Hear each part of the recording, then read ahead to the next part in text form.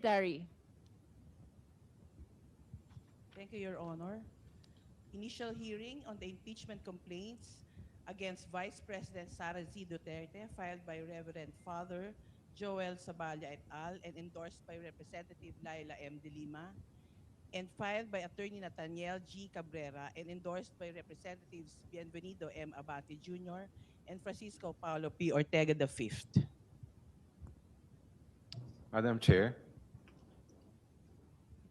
The Honorable Jokno. may I be allowed to make a brief manifestation Which manifestation? in relation to the opening statement? The opening statement. made You by may the proceed, Chair. the Honorable Jokno. Thank you, Madam Chair, distinguished colleagues, mga kababayan natin na nanonood, at magandang umaga po sa ating lahat. Marami po nagtatanong, ano ba talaga itong impeachment at ano ba ang proseso sa impeachment?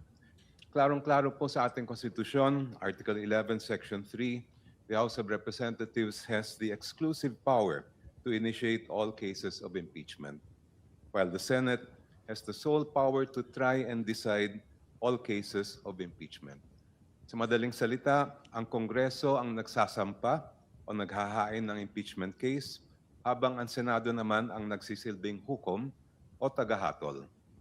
Kaya tayo nandito sa hearing na ito ay para malaman, dapat nga bang isampa ang impeachment case laban sa Vice Presidente?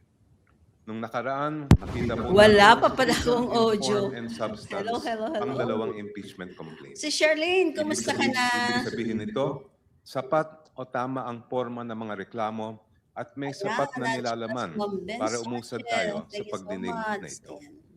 Nakita din ng committee Sabay-sabay natin na panoorin ang complaint ay sufficient kung anong mangyayari. o may sapat na Kahit batayan. na alam natin na hindi, Sa puntong ito, hindi mismo ang a-attend. konstitusyon Ano na- ang nag-uutos sa Committee on hindi a-attend Justice si na magsagawa ng Pinky Sara. hearing.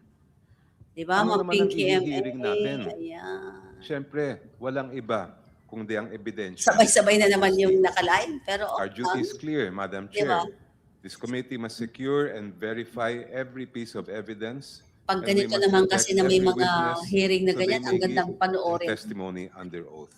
So habang Kaya pinapanood mo, naayon share mo na lang. 7 at 8 Para may kasama ng kang rules of magre-react, di impeachment. ba? Lola Lina. Itong dahilan kung bakit po tayo naghain ng motion para makuha ang kopya ng SALN ng Vice Presidente at para bigyan ng proteksyon ang Siguro testigo to, sandali na lang. si Mr. Ramil Madriaga. Ang impeachment case na ito ay dadaan sa butas ng karayom. Ma'am This is the Maribig, only way for the hello, truth thank you so to come out. much. Salpay. Pagkatapos ng committee, boboto Ma'am po ang buong Viola. Kamara at magpapasya kung Sir dapat Nelson. ilitis ang kaso sa Ah, Senado. Siyempre, At nandito. sa bawat Si hakbang, Elisa nakatutok C. ang buong bansa para bantayan ang proseso. Maraming salamat po. Sir Thank you, Madam Palabo, kaya nandyan na rin. The manifestation of the Honorable Jokno is noted by the committee. Madam Chair, The Honorable De Lima. also a brief manifestation and a question to the Honorable Chair and the Sabay-sabay. With the indulgence of the Honorable De Lima, we would like to tackle first our ground rules before we proceed Ayan, to maganda your pagpapag-uusapan subsequent yung ground rules manifestations nila. and questions to the committee. Dapat binigyan na nila Madam ng Chair. ano, Regarding the ground rules, we would dapat like to binigyan acknowledge ng Vice Chair Zamora. si Thank you, Madam Chair. Bago po tayo magsimula sa deliberasyon ukol sa pagtukoy ng probable cause sa impeachment proceedings na Okay ito, naman yun. kinakailangan magtakda ng ating chairperson ng Oh, ilang panuntunan upang matiyak ang maayos, patas at episyenteng pagtatalakay. Ang komite ay may 38 na regular members. Okay. Ang quorum ay 1/5 ng kabuuan. Ang ganda naman Ang ng ganun ex-official yan. members ay may boses at may boto. Ang mga nais magsalita ay kailangan makipag-ugnayan sa committee secretary upang maitala ang kanilang pangalan. Okay. Magkakaroon tayo ng alternating recognition ng minority at majority na may Kumusta ka 5 na, si minuto Charlene? bawat isa. Ayan. Maaari tayong magbigay ng second round kung may oras pa po. Sis Maylene. Hinihiling ng chairperson na hintayin muna ang kanyang pagkilala bago magsalita upang mapanatili ang kaayusan. Sa mismong pagdinig, ang mga resource persons ay susuriin ng mga miyembro ng komite alinsunod sa Section 7 of the Rules of Procedure in Impeachment Proceedings. Ang mga resource persons ay hindi papayagang magsalita o gumawa ng mga interjection malibang kung at hanggang sa sila ay kilalanin ng ating chairperson. Maganda pag ganito yung... Tanging ang mga miyembro ng komite lamang ang may karapatang suriin o i-cross-examine ang mga resource persons. Ang mga partido ay maaaring humingi ng pahintulot mula sa chairperson na magsumite ng mga tanong na itatanong ng ating chairperson kung sa kanyang opinyon ay kinakailangan ang mga ito para maging malinaw ang talakayan. Ang pakikilahok ng mga abogado ng mga partido o resource persons ay limitado sa pagpapayo sa kanilang mga kliyente tungkol sa kanilang mga karapatan sa ilalim ng konstitusyon. Saway-saway Dapat tayo silang sumunod sa wastong kagandahang asal, Kaya nga, tinigil ko na eh. papayagang magsalita o gumawa ng mga interjection malibang kung at hanggang sa sila ay kausapin o kilalanin ng Maaga kasi Tatay chairperson. Jack. 10 Mga kasama, impeachment is an extraordinary constitutional Ako naman process. It demands Dinilig ko sobriety, ano naman, checking of discipline, attendance sa and Ito kanila. ang priority. respect for the At rule of law. magkaroon ka ng life. Hindi personalidad ang Kumalay ating ka hinaharap pag- ngayon, ko. kundi ang ating constitutional duties. Thank you very much, Madam Chair. Can Parang we hear the necessary motion for the adoption of ground rules? baka hindi rin tatagal ito, Tatay Jack. Pero To okay lang. adopt the ground rules as stated earlier. Maganda lang manood There is kasi. a motion to adopt the ground rules read by the Honorable Zamora. Do I hear a second? Madam Chair, Is there any objection? discussion. The Honorable Rodriguez. Madam Chair, the right to counsel is assured by the Constitution. So therefore, the respondent here Si Rocos na has naman. always have the right to counsel. In To fact, Pero hindi. in many cases, our rules of court is suppletory to the rules of impeachment in the House. And so therefore, this representation believes that first, they are entitled, counsels for both sides are entitled to send questions, and I agree with that, Madam Chair. But what I would like to emphasize is that the Vice President can always designate their counsel to appear in all the proceedings, so that we should be able to state there that the right to counsel, the right to be heard by herself or counsel is assured by the Constitution. But we know the response of the proponent of the motion as to that particular observation. If I may confirm, the Honorable Rodriguez, you would like the committee to acknowledge the right of the counsel even in the absence of the respondent. That's correct, based on jurisprudence, Madam Chair, that although this is not a criminal proceeding, it is akin to a criminal case because we are trying to remove, and there is also perpetual disqualification. And so, in other words, the Vice President can send her counsels here to appear for her. In fact, the right to self-incrimination is there. And a person who is now being investigated has the right to already not take the stand, or at the time she wants to appear, to be able to invoke it when she is asked an incriminatory question. So that is the position of this counsel. Thank you, Madam Chair. Of course, based on the ground rules that was read by the Honorable Zamora, the right to counsel is described as assistance to clients or to the parties. Now it is being proposed by the Honorable Rodriguez that the same be acknowledged even in the absence of the respondent or the parties. May I hear the comment of the Yan, members of the nandito na Justice Sister Committee? Maxi Ilarde. Ang daming nakalive ngayon. Madam Chair. The Honorable Vice Chair Dumogan. Thank you, Madam Chair. Sandali lang po. I agree if that is on the presentation of Nandiyan si Dumogan. the complaint. Nandiyan si Dumogan. But at the time, the respondent will be presenting her evidence, she must be present because Ayan. who will answer clarificatory questions in cross-examinations Sir of Nixon. what will be presented. She is the only one. The counsel are not witnesses in this particular case. So I hope my colleague will agree that at the time the respondent is given the opportunity to present her evidence, Correct. Agree ako she dyan. must be present. Thank you, Madam Chair. Paano Would you like to assist kung wala? clarify the extent of the participation that you are proposing? Yes, Madam Chair. What I'm proposing is, at the time that Aba, we have dito concluded si the Sis Cathy. presentation of the evidence of the complainants, Nag-stay. and it will be Mahina the yata ang turn sound. of the respondent. Mahina ba ta? Then, Hindi, Tatay the Jack. respondents or Ano her yan? Sa akin, witnesses mahina. must be present Naka-full na siya, Tatay Jack. because Tingnan ko dito. they are the only ones who can answer clarificatory questions or cross-examination Naka-full questions volume na of siya. any of the Tignan mo members dito sa- of this committee. The lawyers Tignan of ko the dito sa- respondents are not witnesses to the said defense of the respondent. So it is a must, Malakas, Tatay Jack. Madam Chair, that she must be present at the, Sa akin, unless she will may waive problema. the presentation of her evidence when it is her time to present her evidence Nakamax pursuant ito to our rules of impeachment, Madam Chair.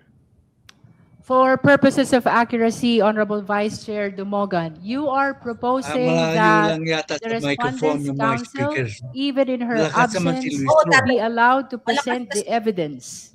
But for purposes of clarificatory hearing, it should be the Vice President herself who should be present and answer the questions before the Justice Committee. That's exactly correct, Madam Chair. Thank you. Any other member who Madam wish to Chair? manifest? Sis, The Honorable Rodriguez? Madam Chair, the right against self-incrimination is very clear. Under our rules, Ayan. the criminal procedure rules, which are suppletory, because our rules are very, very pithy in terms of the procedure. 2 points, Madam Chair.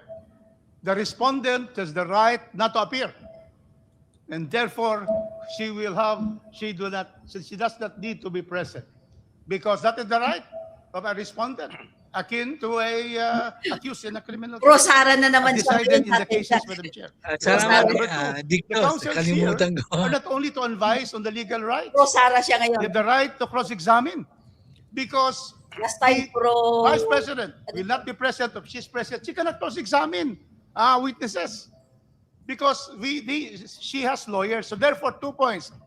The rule that requires that the participation is only to advise the legal rights Di of ba? the witness is on the rules on the investigation in aid of legislation. That is expressly found in the rules in aid of legislation, the hearings. But it is not found in our rules. I've been reading our rules of procedure. There's nothing here that limits it to only advising. Therefore, in an adversary proceeding like this, we have to therefore hear the counsels if they wish to be present, but if not, then that is also the lookout of the respondent. Yun na nga, But I eh, wala believe that we should be clear in our rules that the presence of counsel of the respondent has the right to cross-examine directly the witnesses for the complainants. And secondly, there is no need for the Vice President to appear in hearing, because that is her right not to be able to appear, and we can make conclusions out of her non-appearance. No need for her to appear. Thank you, Madam Chair. Madam Chair. Madam, The Honorable Chua, are you raising your hand? No. Madam Chair. The Honorable Vice Chair Dumogan. The first part of the point had already been settled. Under our own rules, which is the subject of the motion, the counsel of the respondents are allowed to cross-examine by writing their questions, submitting it to the chair. What I am pointing out, Madam Chair, is at the time the respondent is given the opportunity to present O, her Tatay Jack evidence. daw, naka-LS Well, ka pa sa channel. counsel may present her evidence, but she must be present, or the witnesses that she is presenting must be present so that the members of the committee will have the chance to examine or ask clarificatory questions from them. The counsels are not witnesses to the defense of the respondents, Yan. Madam Chair. Thank Part- you, Madam Chair.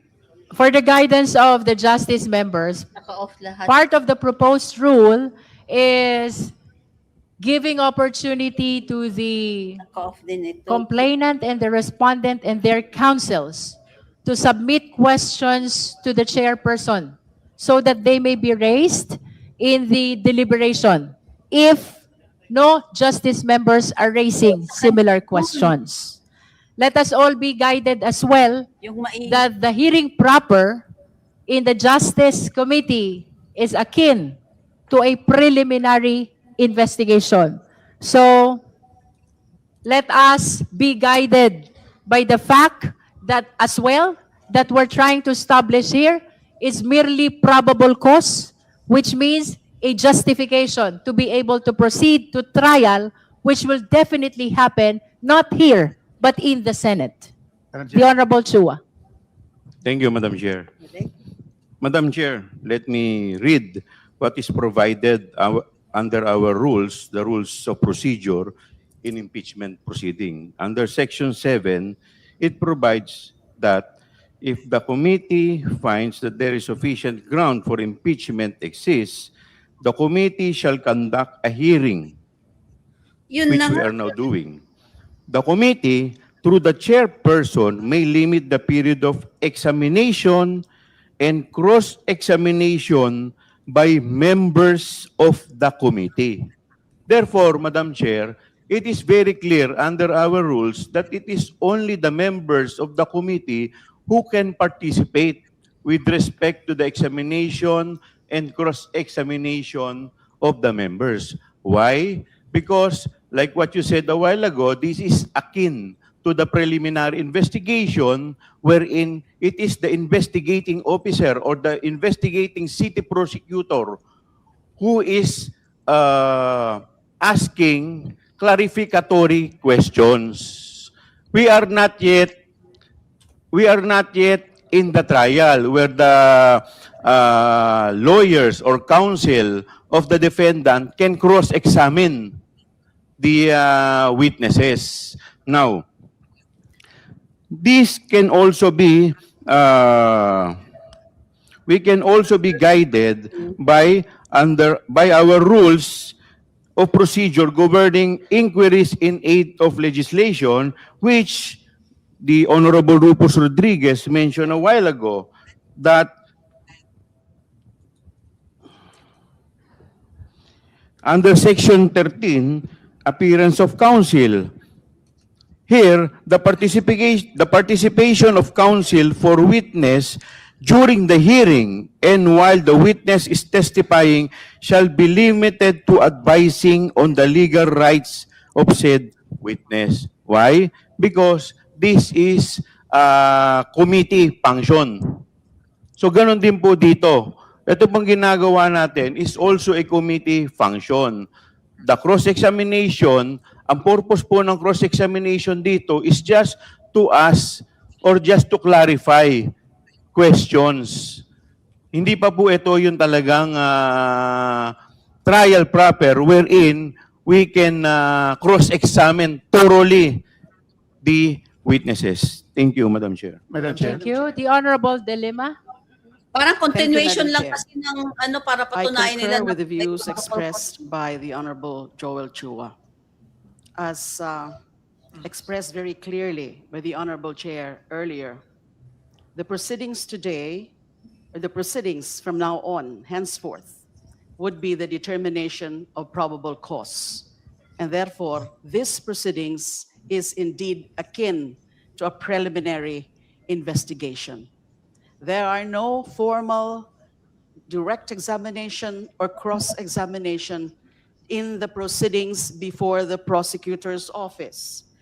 Yes, we can recognize the respondents and the complainants' right to counsel, but their role ought to be limited because this is only preliminary investigation. Role like identifying affidavits can assist their clients, can assist the complainants, or can assist the respondent.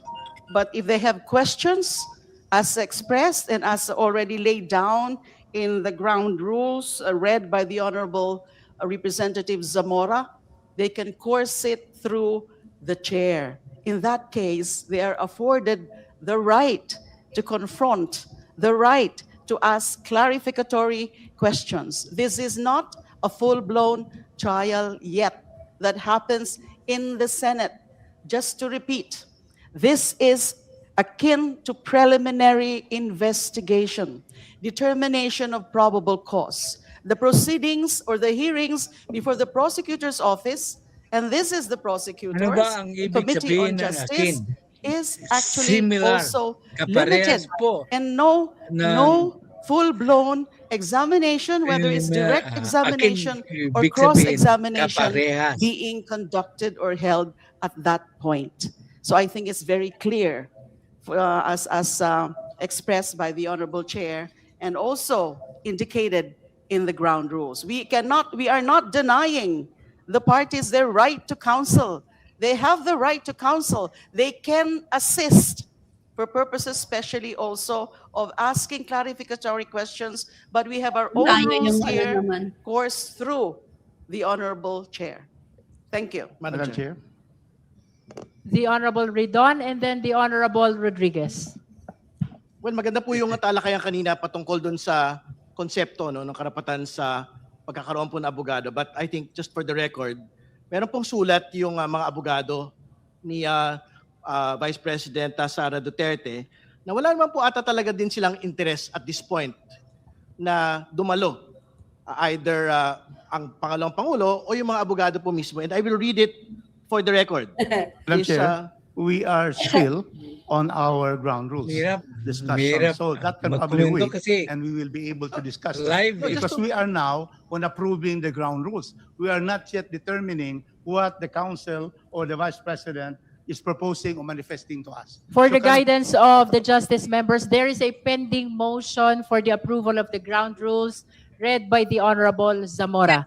Perhaps we will be proceeding to the letter sent by the lawyers of the respondent after we address the motion for the approval of the ground rules. Yes, Madam Chair, but just to make the point that even if we talk about a conceptual matter relating to the right to counsel, if the counsels themselves are actually questioning these proceedings and the Vice President herself is questioning this proceeding, I think that needs to be placed on record, Madam Chair. So I will read it. For two Narvasas and Salazar. Madam Chair. The Honorable Ridon That is will be out of order. requested to defer the discussion on the letter of Fortuna Narvasa until we address the pending motion before the committee. So if we can go back to the motion, the Madam same Chair. has been seconded already. Other discussion because there were interjections. That is with regards to the the rules. ground rules. Yes, Madam The Honorable Rodriguez. Madam Yun Chair, naman, there sumama. is here a statement that in our rules, only members can ask questions. And I would refer Ay, down ang to Batman. Section 7. Committee finds and then the committee shall conduct a hearing and examination and cross-examination by members of the committee. Very clear. However, Section 7 shall obey the Constitution of the Republic of the Philippines. The Bill of Rights, Madam Chair, Article 3, provides that the right to be heard by himself or herself or to counsel is inviolable. It is in paragraph, in section, in the rules, in the Bill of Rights, is in the section on Section 2, and then also on custodial Section 2 and Section 4. So, Mr. Chairman, I am saying that we just have to give the right, otherwise there will be no due process if only the members can ask. we should allow, Madam can I Chair. finish Chair, first, they Madam have Chair? the right. I have allowed my good chair to finish. So let me finish my manifestation. So therefore, Madam Chair, it is very clear Mas, that ano, counsels minsan, should be allowed to cross-examine. Now, the issue here is that What? the rules provide that they submit the questions to the chairman. Will the chairman have the discretion to read or not? Or everything that will be given to the chairman will be read? To answer the question of the Honorable Rodriguez, so long as the question is germane to the discussion pending before the committee, the chair will read the questions which are being submitted or which will be submitted by the counsels of the parties. That includes the counsel of the respondent. Thank you, Madam Chair. But Madam just to be Chair. able to state that this representation believes to be able to afford really procedural due process as pronounced in the leading case of Angtibay versus CIR. The 7 cardinal rights of a person who is accused, in this case, akin. We are really, this is even Akin more than a sila ng criminal akin. case because we are Akin yun. trying to remove the official who had the highest votes in the history of this country as vice president. So what I'm saying, Madam Chair, we should allow the counsels to appear if they so wish and be able to cross-examine the witnesses of the complainants. That is the way to be able to afford the opportunity of procedural due process as is enshrined in Article 1 of Article 3 of Section 1 of the Constitution. Madam Let Chair. us be guided by the fact that this is not yet the trial. Madam Chair, may So I be what allowed? will happen before the Justice Committee is indeed merely a clarificatory hearing. Trial is different because, as has been repeatedly stated, only the Senate can conduct the trial. Madam What Chair. will happen before us is merely clarificatory hearing, and those questions are to be raised by the justice members. Of course, the lawyers of the respondent are free to attend the hearings, but with respect to their participation, I think that has been addressed in the proposed ground rules that their questions may be submitted to the justice chairperson who will be reading those questions to be answered by the resource persons. Madam Let Chair. us draw the line between the clarificatory hearing between the Justice Committee and the trial, which will happen in the event that there is probable cause in the Senate only. Madam Chair. The Honorable Chua. Thank you, Madam Chair. To answer the manifestation of my professor, the Honorable Rufus Rodriguez, there is no violation of due process, Madam Chair. Why? Because the respondent was given the opportunity to answer. That was the time when she is allowed to give all her answer. Now, sinasabi po natin that this is akin to preliminary investigation. Sa preliminary investigation po ba, did we allow the complainant and the counsel to cross-examine? No. It was only the investigating prosecutor who is allowed to propound question to clarify.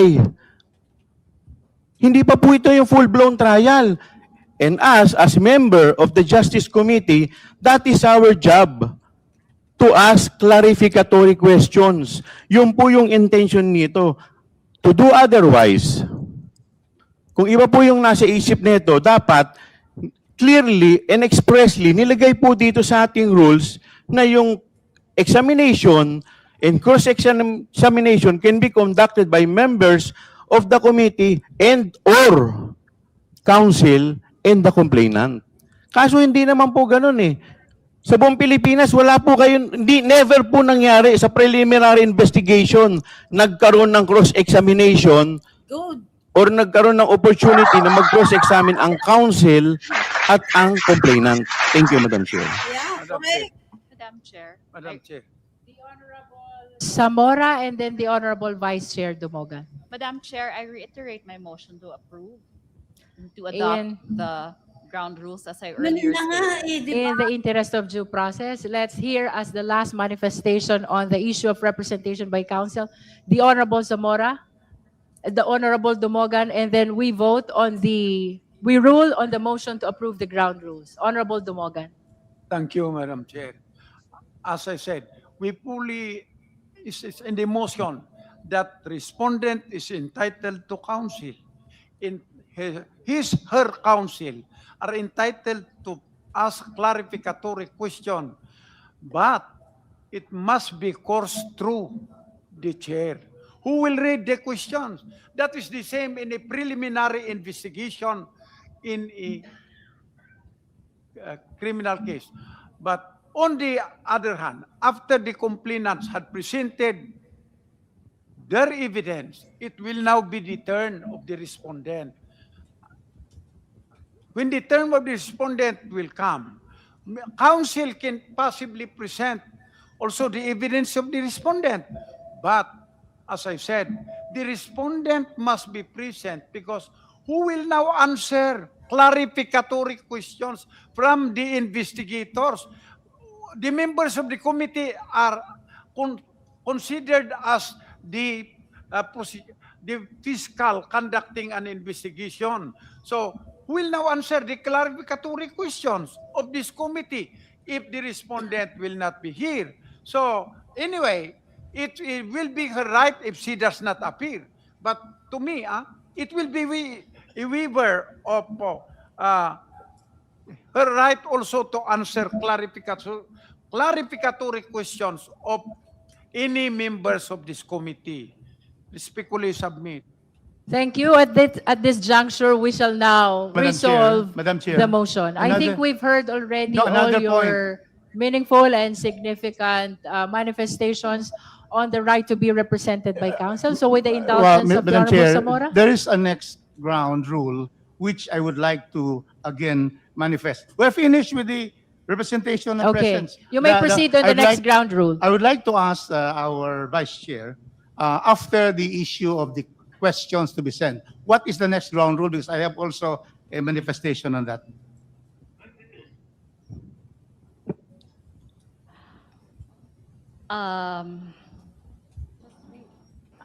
The last one is ang pakikilahok ng mga abogado ng mga partido o resource person ay limitado sa pagpapayo sa kanilang mga kliyente tungkol sa kanilang mga karapatan batay sa konstitusyon. Madam Chair, I would object to that because precisely the rules of investigations in aid of legislation, that is precisely included. But it is not included in the rules of impeachment.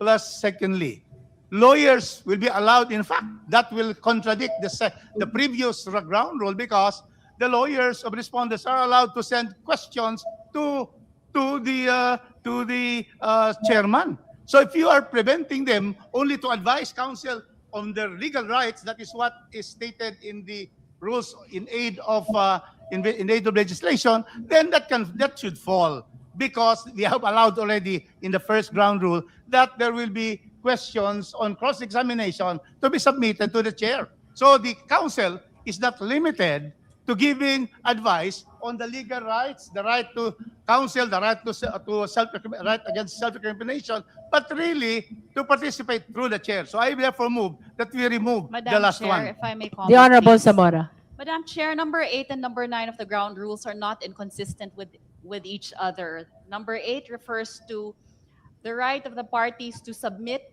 questions to the chairperson in case, and the chairperson has the right or has the discretion to propound these questions to the resource parties. person.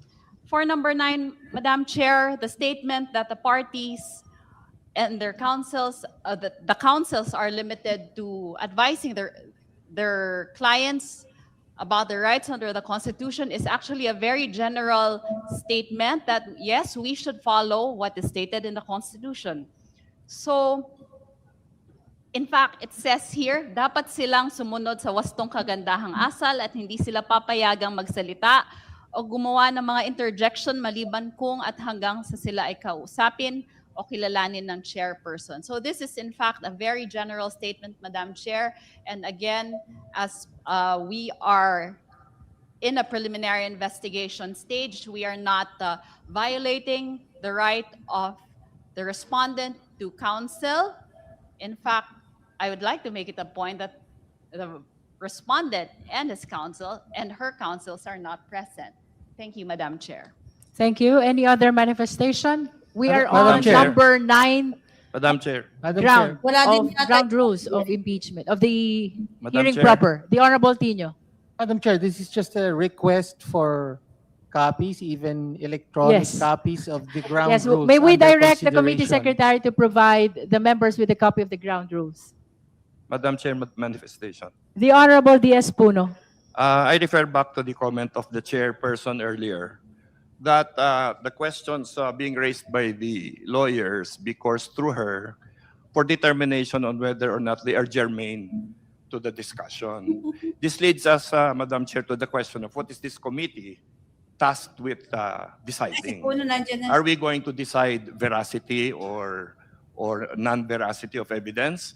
Or are we merely made to decide whether the evidence presented by the complainants are relevant to the complaint that they have submitted?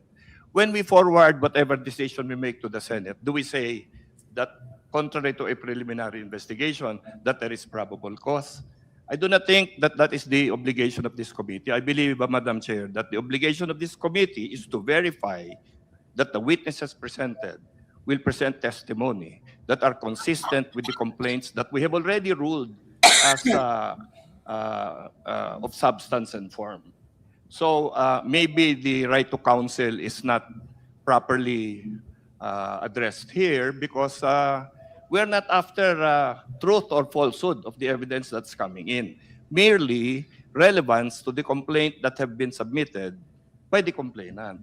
When we elevate it to the Senate, we are not saying that anything is true or not true. We're not saying that anybody is guilty or not guilty. We're merely saying that the complaints have been found to be in form and substance.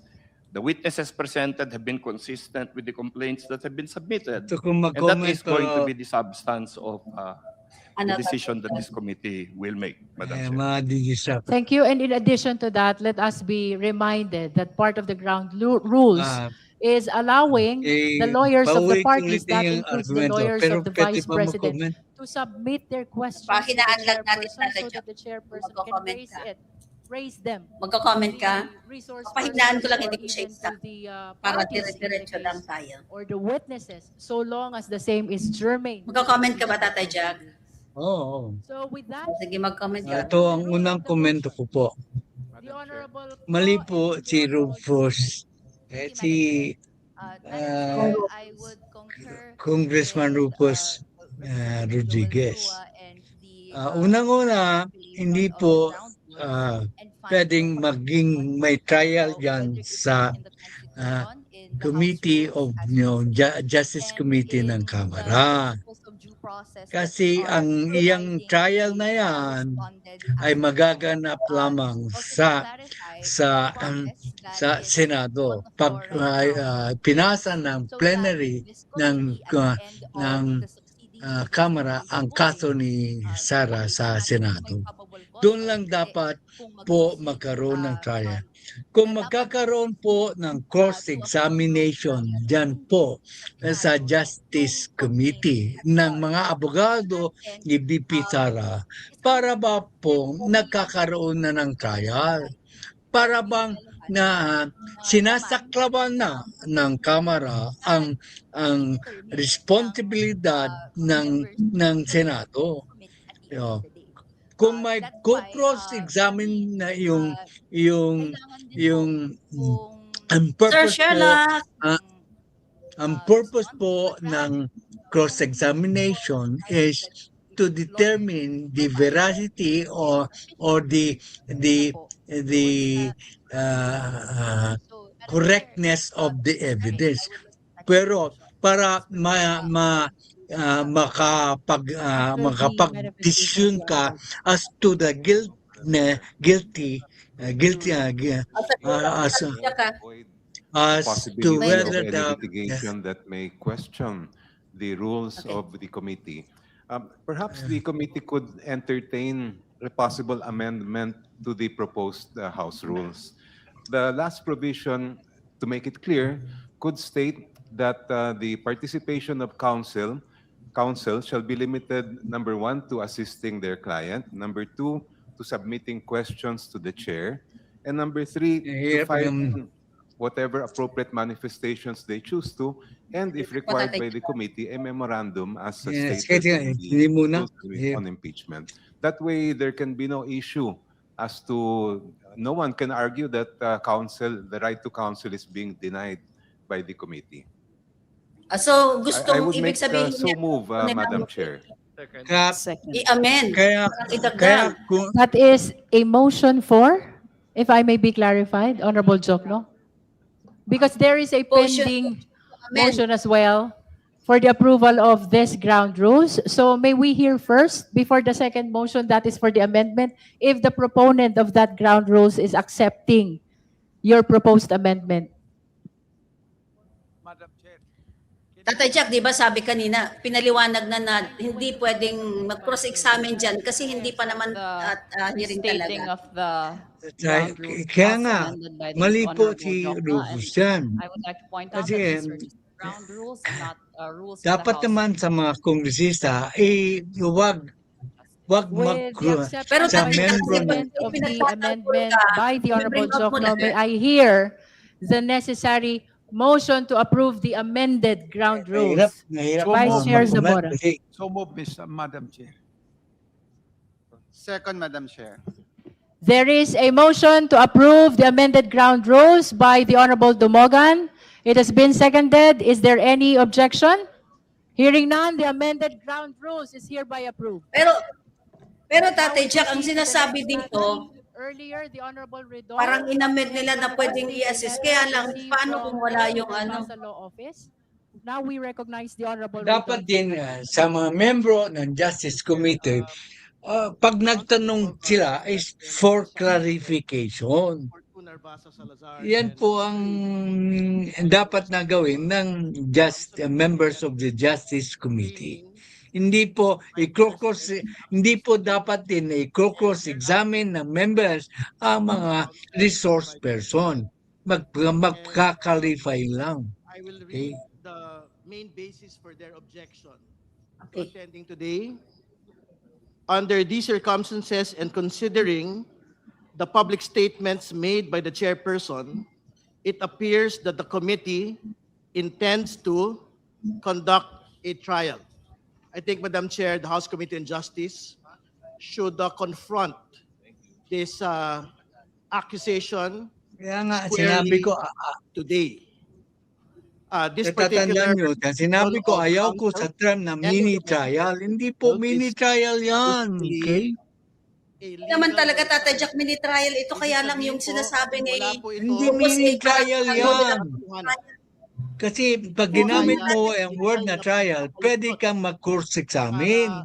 Tutan na naman pong muli ang So anong tawag yan? sa mga Clarification? impeachable Hearing. offenses laban Okay. sa atin pong No, pangalawang hearing Pangulo. lang. Okay, Yung no, pong no. paggamit ng mini trial ng ilan po sa mga kinatawan ng komite pong ito ay para lamang po sa pagpapaliwanag sa atin pong mga kababayan nung pong pagtakbo ng proseso po na impeachment. Particular, ito pong hearing proper at more particularly to make a So distinction mali sila from yan. the actual trial which will happen at the Senate. No? So, tingin ko yun lang po yung malinaw po na distinction dito po sa bagay po na ito. Trial. And Madam Chair, there is Hindi nothing pwedeng in the gamitin ng rules trial. and the proceedings that we have today which can Ginamit in mo fact ang word be na trial, pwede ka considered as mag-cross-examine. unconstitutional. I will read for the record the rules yet again and the constitutional provision. The constitutional provision in Article 9, Accountability of Public Officers, Section 3, 2. Kasi pwede, A verified complaint for but- impeachment may be filed by any member of the House of Representatives or by a citizen upon a resolution of endorsement by any member thereof, which shall be included in the order of business within 10 session days and referred to the proper committee within 3 session days thereafter. The committee, after hearing, this hearing, Madam Chair, and by a majority vote of Ayun all its na nga. members, shall Kaya submit nila its yung report rules. to the House within 60 session days from such referral together with the corresponding resolution. That is the constitutional provision, Madam Chair. The rules of impeachment of the 20th Congress, Section 7, submission of evidence and memoranda. If the committee finds that sufficient grounds for impeachment exist, the committee shall conduct a hearing. This hearing, Madam Chair, the committee, through the chairperson, may limit the period of examination and cross-examination by members of the committee. The committee shall have the power to issue compulsory processes for the attendance of witnesses and the production of documents and other related evidence. These are particular provisions which guide the hearing proper today. And therefore, Madam Chair, hearing is mentioned in both the Constitution and the rules. This is the hearing proper that is mentioned in the Constitution and the rules. And part of hearing, any hearing, is the receipt of evidence. Ang sinasabi po ng mga abogado ng pangalawang Pangulo, wala daw pong karapatan ang komite pong ito sa yugtong ito na tumanggap Yun po na nga ng mga ebidensya. Pero alam po natin na sa mga pagdinig, bahagi po ng mga pagdinig ang pagkuha po ng mga ebidensya. Make no mistake, Madam Chair, the committee will fulfill its constitutional mandate to conduct hearings in the context of impeachment. More importantly, make no mistake, we will receive evidence during these hearings. The subpoenas of all the witnesses and documents will be issued. The subpoenas on the audit reports and congressional records will be issued. The subpoenas on the SALNs, on the bank records, on the tax documents, on the businesses, corporate records of the Duterte Carpio couple and their business interests placed in the SALNs of 2024 will be issued. We will fulfill this mandate today, Madam Chair, until the very end of these proceedings. Yun lamang po. Maraming salamat. Just for the record, the use of mini trial by some members of the Justice Committee is intended only to make a distinction between the proceeding before the Justice Committee and the trial Kaya- which will happen in the Senate. Kaya hindi Let us pwede always be i-intended. reminded that our parameter Ang in gulo our lang yan. hearing proper is the determination Kaya nga binabago of nila, Tate probable Jack, na cause hindi lang only, na hindi daw. which ano. means Yeah. the justification to be able to proceed to trial. Again, we are not yet determining the guilt. We are not holding trial. This is just a clarificatory hearing for the purpose of determining probable cause, which will allow us to proceed to trial in the Senate. Madam Chair. That is for the record. The Madam Honorable Chair. Ko. Madam Madam Chair. Chair. Madam Chair, a comment. Clarificatory hearing. The Honorable Ko and then the Honorable D.S. Puno. Madam Chair, also for the record, there is a statement released by the Office of the Vice President, no, echoing the parts of the letter issued by counsel, and again using the word quote unquote mini trial. Madam Chair, on the record, I'd like to contest, no, and express my grievance on the use of the word mini trial. What is Ayan, happening tama yan. on the floor, Madam Chair, is determination of probable cause. It is a Okay. different, no, proceeding Yeah, yan. that if you also provide equivalents in how we do this in the judicial proceedings, clear naman po ang distinction ng ginagawa ng Office of the Prosecutor. And kapag nahanap na po yung probable cause na yon, magpo-proceed na po sa trial sa korte. For me, Madam Chair, it is irresponsible to muddy legal concepts so as to create a reason para po hindi mag-appear and even defeat the capabilities of this committee to talk about evidence, no, pleadings that is provided and may avenue naman na pinapadaloy under our House rules. So, Madam Chair, I'd just like to put on the record no, yung grievance on the use of the word mini trial. Thank you, Madam Chair. Thank you. The Honorable D.S. Puno. Thank you, Madam Chair. I refer back to the comment earlier by Congressman Jokno, which I think is very important, that we try to be sensitive to any actions that the committee takes that might Kaya nga open us to gumamit sila ng mini trial tapos on the kailangan nilang higher dokuhin. judicial levels. Kaya We nga, are in a sinabi ko hearing na today. nun yan Hearings na hindi usually pwedeng result gamitin in ang mini reports. trial na word. Committee reports that will not have a Pero judgment, that will not least have kinaklarify any lang yun para statement hindi on na the mapag- true veracity of any evidence that is presented Kaya here, nga, because it is the word kaya and job ito po, Senate, in my belief, no. So the final report base that sa comes out is Google, not a decision, it is not a judgment. It is a committee report that is forwarded to the Yan, no? Senate and recommending a trial. So I believe that the clarify nila distinction para between whether we are having a trial or not kaya nga hindi is pwedeng there. gamitin ng That is why trial. we stress Okay, it, not mini on trial? the Trial pa rin yan. dictionary Okay. meaning of trial and so on and so forth. So the use of these Engot. terms, while sometimes unfortunate, does not result in nullifying the importance of these proceedings. So even the evidence that we review here, the evidence that we review here, we will examine so that we do not send to the Senate meaningless evidence. It must be evidence that is parang germane mahinahon to the Puno, complaints that have been filed, and it must be evidence that we have verified to be real facts and not just allegations, not just versions of the truth, but something that we all know is actually the truth, because why would we send it to the Senate if we do not believe that that is the case? So I believe that if we clarify this in the course of our proceedings, that we are not judging any testimony, but merely verifying it for purposes of accuracy, relevance to the complaint that has been filed, and so on, and come out with a committee report in that manner, I don't think that this committee can be accused of conducting a trial, Madam Chair. Ay, ay, ay. Ano ba yan? Madam Chair. The Honorable Diyan pa lang. De Lima first and then the Honorable Rodriguez. Rodriguez George. Yes, Madam Chair, just a brief reaction to the manifestation of the Honorable Representative Puno. Just to be very clear, what will be transmitted to the Senate is not the committee report. What is to be transmitted to the Senate is the articles of impeachment already.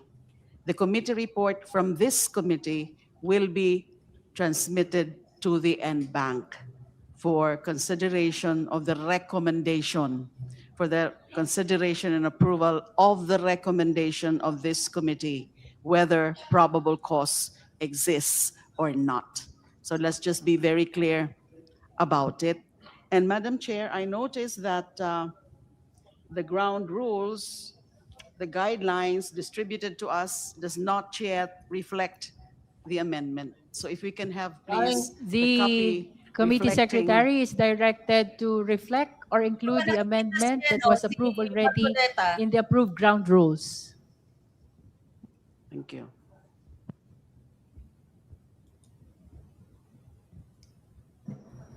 Are you finished with your manifestation, Honorable De Lima? Madam Chair, another point. Can we have a confirmation from the committee secretariat Kain muna that indeed nanonood Respondent Sara Duterte and her counsels were duly notified of today's proceedings? Second, if so, is there any communication or anything, a pleading, a communication filed or submitted to the committee secretariat saying categorically that they are not appearing in today's hearing or in today's proceedings? And another question is there also any communication or any submission made from their camp Meron explaining the absence of Respondent Sara Duterte? Because aside from the letter put on record by the Honorable Terry Ridon about questioning the proceedings under the erroneous premise that what is being conducted here is trial on the merits is there has been statements, pahayag, from Sara Duterte. I think this was circulated already to media. Let me just point out one important statement here. It's a pahayag from the Vice President of the Philippines, Sara Duterte, dated today, March 25. The second to the last paragraph says, naisumit ko na ang aking answer ad cautelam.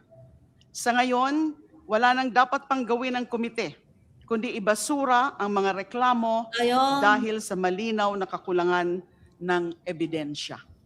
Is this an indication clear enough that she is waiving her right to participate in our proceedings? Wow, ibasura. So I just wish to have that confirmation from the Insulto committee yan sa secretariat as to inyo. whether there's been any formal communication saying that they will not, whether she or by her counsel, will not participate in the proceedings before this committee henceforth.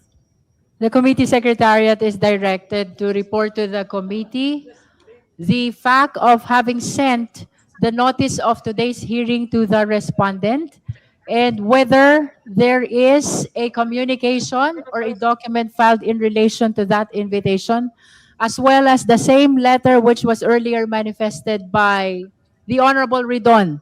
And if there are any other documents received from the respondent, the committee secretariat is likewise directed to report to the committee.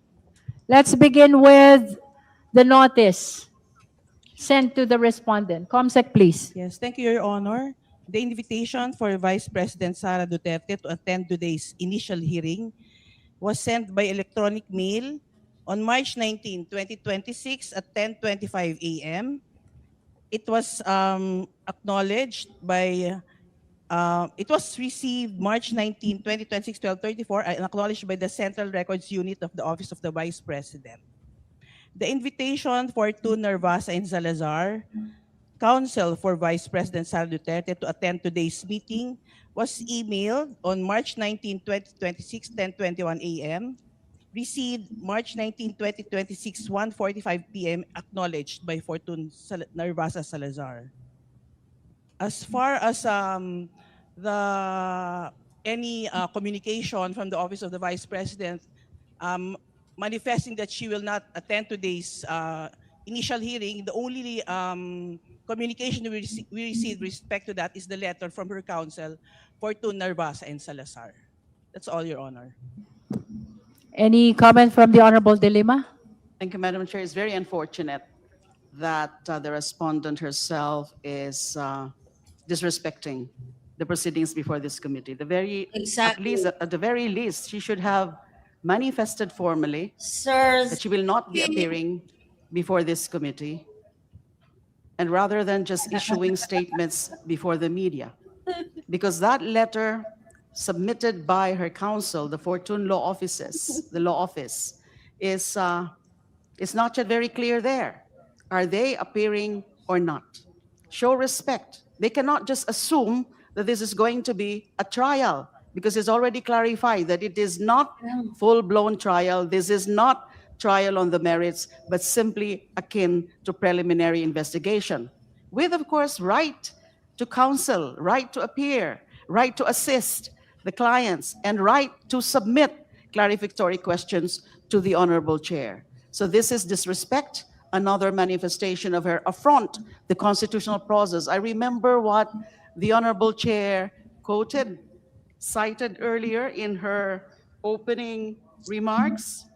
There's this quote from former Supreme Court Justice, I think it's Noel Tiham, not Antonio Tiham, as stated earlier, about the fact that failure to appear, failure to participate in the impeachment proceedings, it's itself a betrayal of public trust, because this is a formal constitutional process that everyone is expected to respect, especially the parties like the Karinang LS ko, It's very sinabi ko na unfortunate we hindi, have this, hindi ni ginagalang ng Vice Presidente ang on the part of the konstitusyon. respondent, Wala nga, showing hindi disrespect and affront to to the constitutional process of She is impeachment. above the Thank you. law. Thank you. Now the Honorable Rog Gutierrez. Thank you, Madam Chair. Madam Chair, I believe the Honorable Dilima has made some good points, and we were actually moving on with the discussion. But I just wanted to go back po, no, just a short manifestation on dun sa issue ng mini trial, because this representation agrees with our colleagues here today that I think we should confront, I think was the term used, no, this framing of what is going on here today. Kasi, Madam Chair, we take exception to this because I think it does not have any legal effect the way that it was called a mini trial, if ever even it was mentioned in passing. I would assume it was never in any official memo, but it shouldn't have any legal effect. No amount of nomenclature can change the proceedings that we're having here. And actually, I believe, Madam Chair, what should be controlling is the letter that actually this committee has submitted to the party of the respondent. And I believe we have here, it is reflected in the letter, March 19, 2026, letter invitation to the Vice President at the March 25, 2026 committee hearing intends to discuss the Saballa and Cabrera impeachment complaints, as well as administrative matters. This includes the setting of ground rules, acting on requests for subpoena, scheduling hearing dates, identifying witnesses to be invited for the next hearing, to ensure efficient and orderly proceedings. These, Madam Chair, are matters germane precisely to the functions of the House as that body in which the impeachment proceedings are to be initiated. This is not in any way close to a trial, even if we call it a trial. Tanggalin na po natin yung mini doon. Sabihin natin we called it a trial. What we're having here today is very far from that. As mentioned, I think it was Justice Carpio who once mentioned in a concurring opinion that, and it has been thrown around here a lot, no? It is akin to a preliminary investigation. And very clear if we are even to compare to that under Rule 112, Section 3, Paragraph E, they have their actually clarificatory hearings. So no matter any which way that we call this proceeding, very clear po na this hearing that we're having, if it's going to be considered akin to that, is nowhere near an actual trial by any judicial body. So I think, Madam Chair, we really have to dispel that framing na this is a mini trial or a trial. It's very far from the truth of what is going on here, and I think si Deputy Speaker has very fine points. What the goal of the hearing that we're having here is very different. In fact, what will be presented here will be different from what will be presented in a trial, should it proceed to that. So, Madam Chair, I just want to, again, manifest, make it clear, I join our colleagues in debunking this mini trial categorization. And in fact, what we're doing here is constitutionally mandated. I believe it was mentioned very clearly. There is the provision that it is only after hearing, and a majority vote of all its members that committee shall submit its report to the House within 60 session days from such referral. This is about the constitutional provision on impeachment, Madam Chair. So very clear, we're all moving. This procedure is moving within the pace as provided by the Constitution, as you know, clarified by the Supreme Court in this most recent ruling. So again, Madam Chair, I join our colleagues. Thank you. If there are no other manifestations on the letter sent by the counsels of the respondent, we shall proceed to the next matter. Mr. Chairman. The Honorable Vice Chair Dumogan and then the Honorable Rufus. Thank you, Madam Chair. What is important to me is notice had been sent to respondent in her counsel, and there is conclusive proof of receipt. Hence, this committee has complied with the element of due process. Unfortunately, that has already been said, she does not recognize the proceedings in this committee. Yun na nga eh. Most important, you were duly notified of today's proceedings, but did not appear. Thank you, Madam Chair. Matagal naman na. The Honorable Rufus Rodriguez. Madam Chair, if I was so disappointed by the answer, consolidated answer at Madam, I am really totally dismayed Ayan, Tatay Jack. by this letter sent by the lawyers. We have here 6 lawyers who has submitted a letter to the Honorable Chairperson, Jervil Luistro, that we have no jurisdiction to conduct this hearing which they term as mini trial. Madam Chair, in the first page of the letter, March 24, 2026, it says, the Constitution vests the authority and power to conduct trial solely in the Senate. Clearly, what applies here is the constitutional provision that in the impeachment proceedings, we will have a hearing. It is not a trial. That is very much clear under our Constitution. They are citing here Section 38, Article 11 of the Constitution. The state shall have the sole power to try and decide all cases of impeachment. That is right. But we are governed not on the hearing by the Senate, but we are governed by the proceedings natin on ang impeachment, find out probable cause. Tama sila. Then, Madam Chair, in this letter, the second page, it says, na mini the same, trial. Article 3 to 11, the same does not give the committee any power or jurisdiction. Can you imagine that?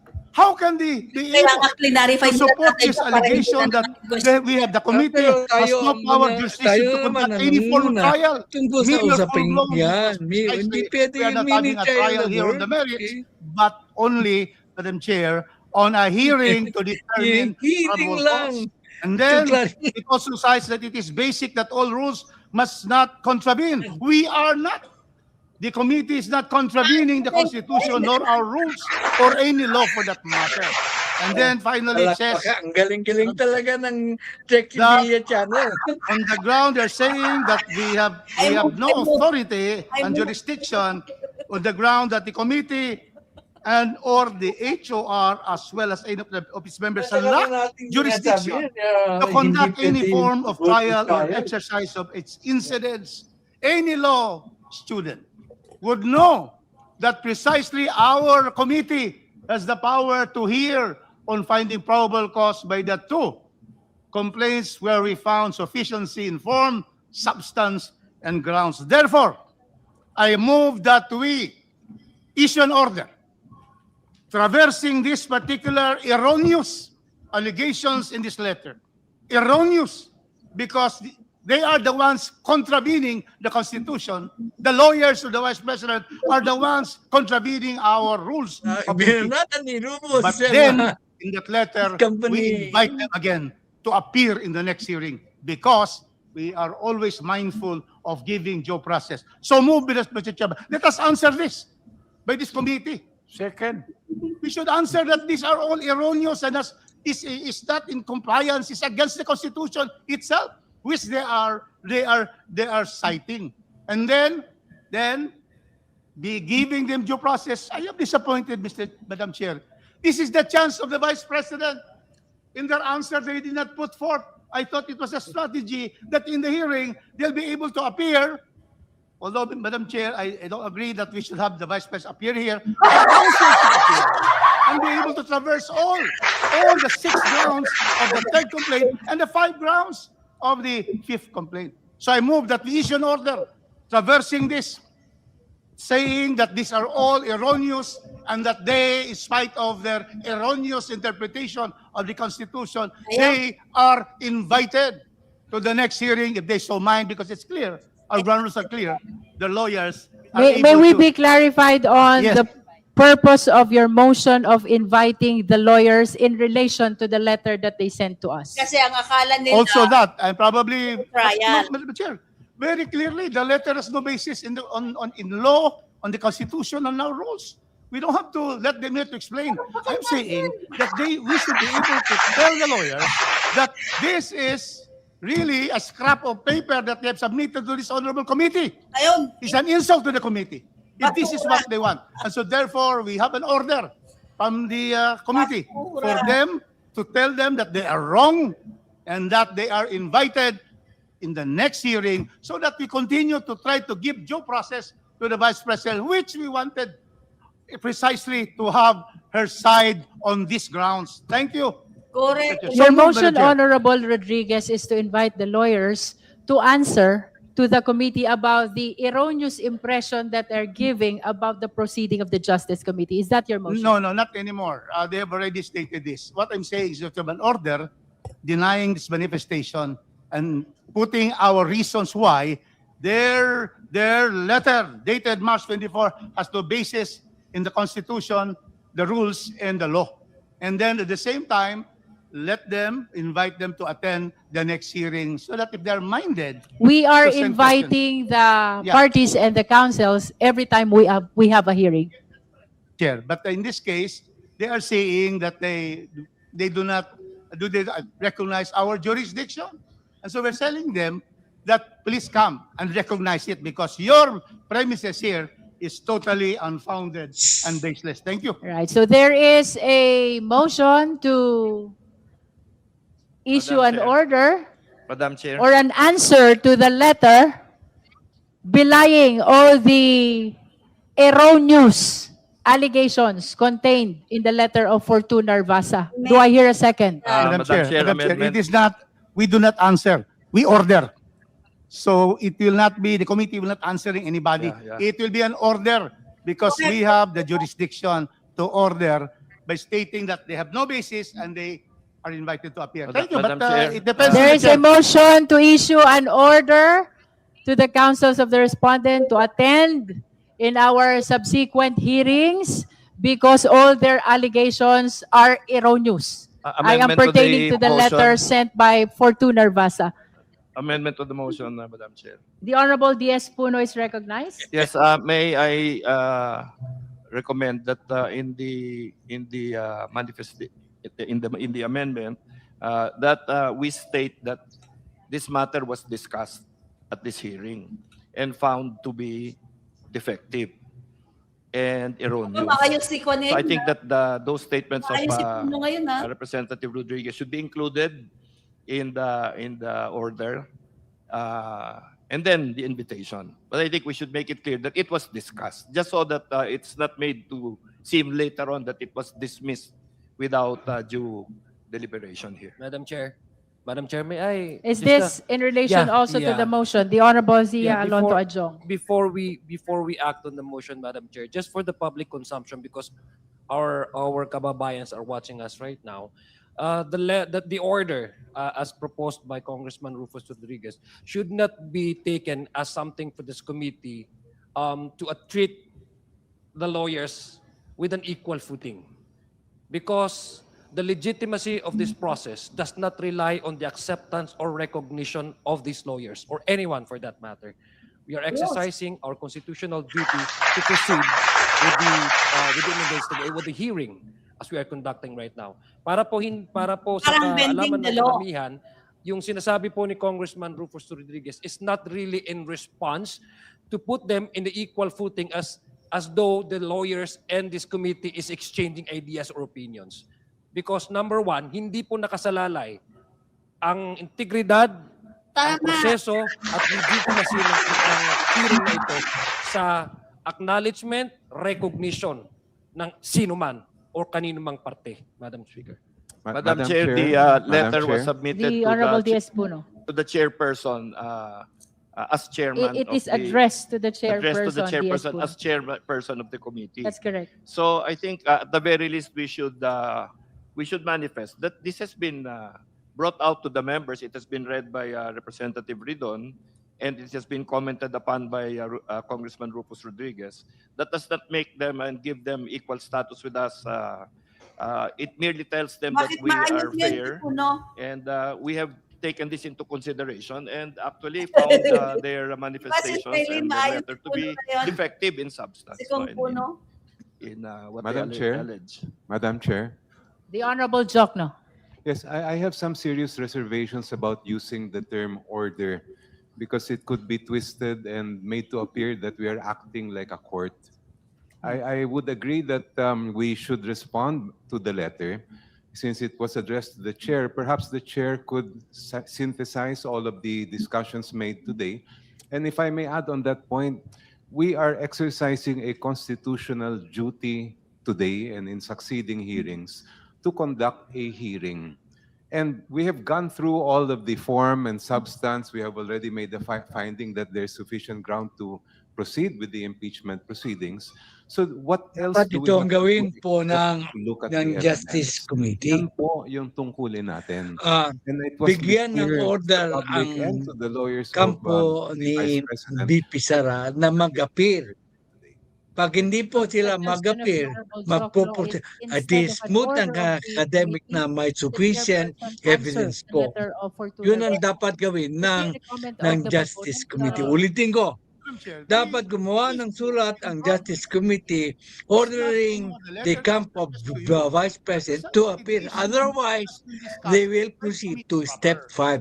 Meron ng probable cause. should be an order. Yun yung Hindi po. sinasabi ni Singular Kong letter Rocos, di ba from the natin siya? chairman.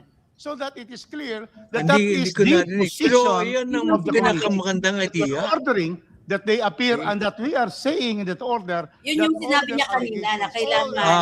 Yun. are erroneous, have no basis in the Constitution, in law, and in fact. Thank you, Madam Chair. Any other comment from the Honorable Jokno?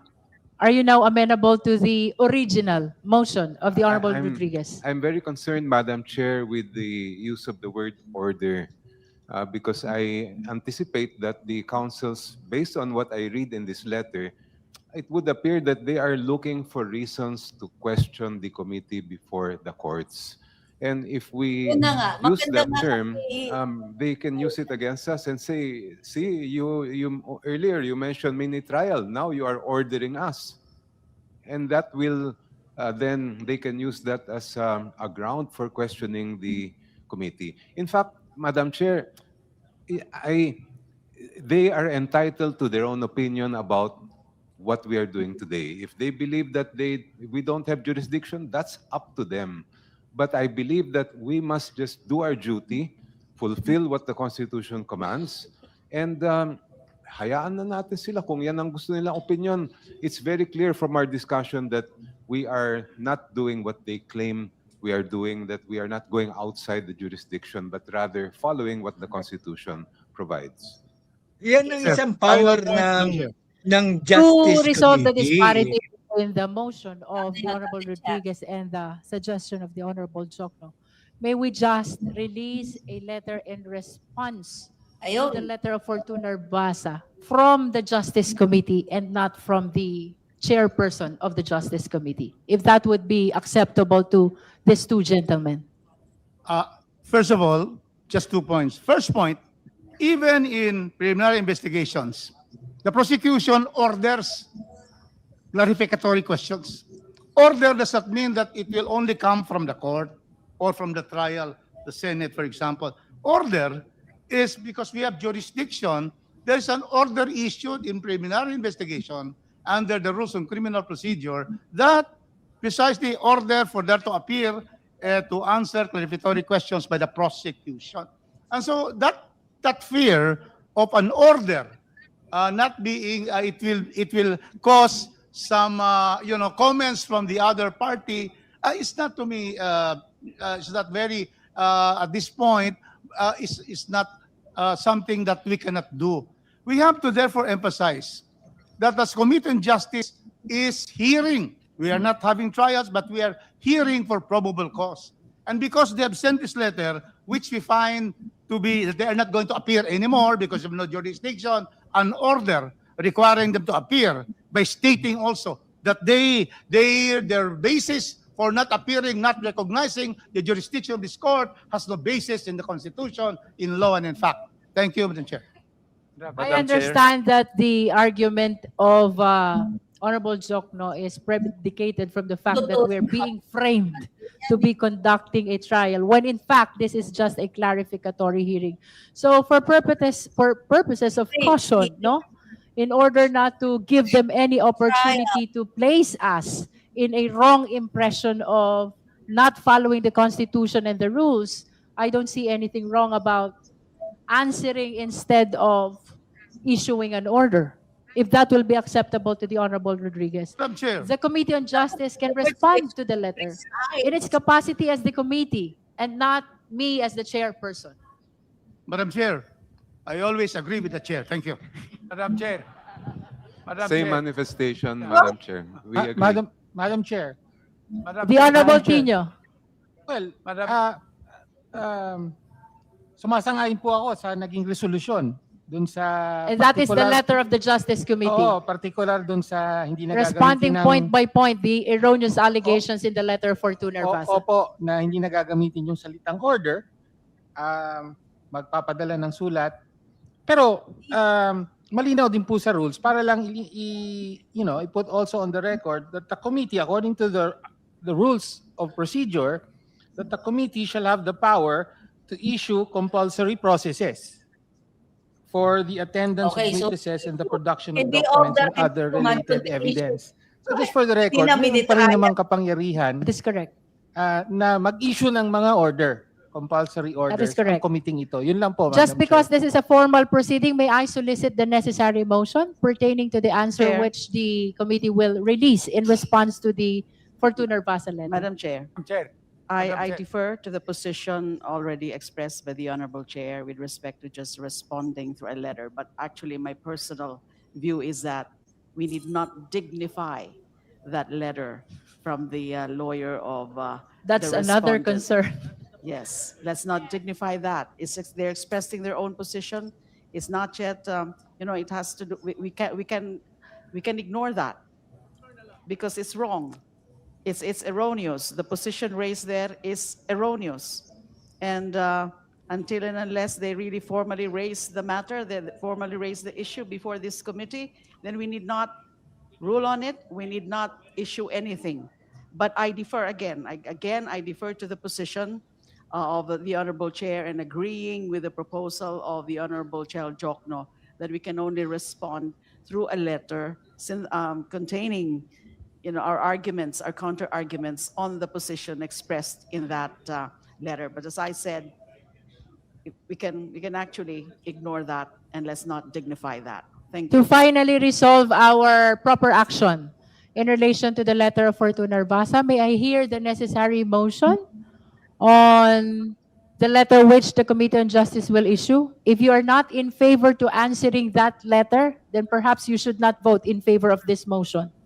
Because Honorable De Lima is now arguing that we should not dignify with an answer the letter containing erroneous allegations about the jurisdiction of the Justice Committee. Madam Chair. The Honorable Yeah, Madam Adjong. Chair, I was earlier, I was actually eager to second the motion of Congressman Rufus Rodriguez. But upon hearing the observation and the recommendation of Congresswoman De Lima, I think that would be much proper because earlier, Madam Chair, I was actually explaining to the committee that we should not give them any chance of maybe, attributing we're on the same standing or the same footing because this hearing does not rely on the acknowledgement or recognition of the lawyers from the law firm.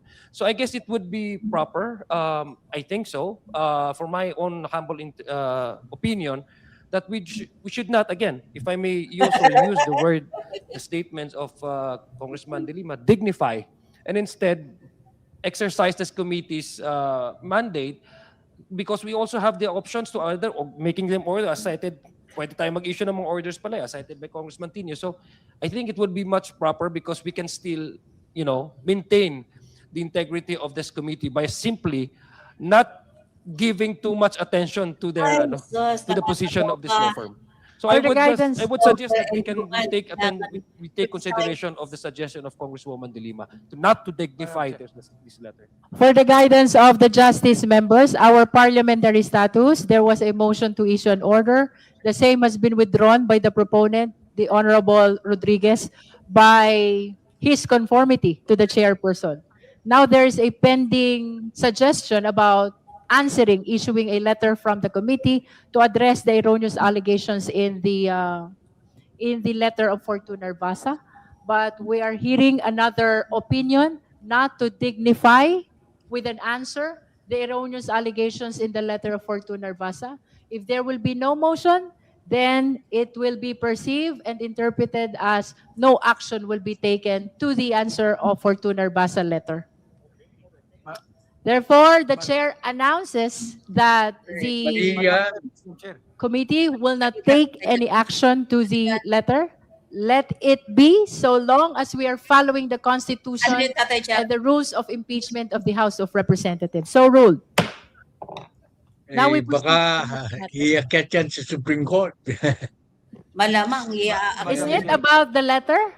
Yes, It has been madam. ruled About upon the Vice motion. Chair Dumogan. Siyempre lahat ng butas We have a namin, lot of things lahat to ng discuss for rason. today's hearing. Well, With your indulgence. you have already ruled, but I was about to suggest, because the most important is the tenor of our letter. This, we can say, We are not issuing a letter because this- nobody moved Sir, answer. to issue a letter. because there's a despite your letter, we are inviting you to the next hearing. We can see it that way. Nevertheless, Station. the lawyers and the parties are always invited, notwithstanding the letters of non-appearance, notwithstanding the letter that they are not recognizing our jurisdiction.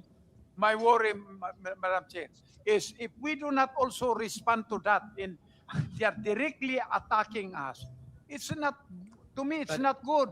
Why can we not just say, Gagamitin na naman nila. despite Hindi your sila accusation, sumagot. we are respectfully inviting you to the next Madam Chair. proceedings.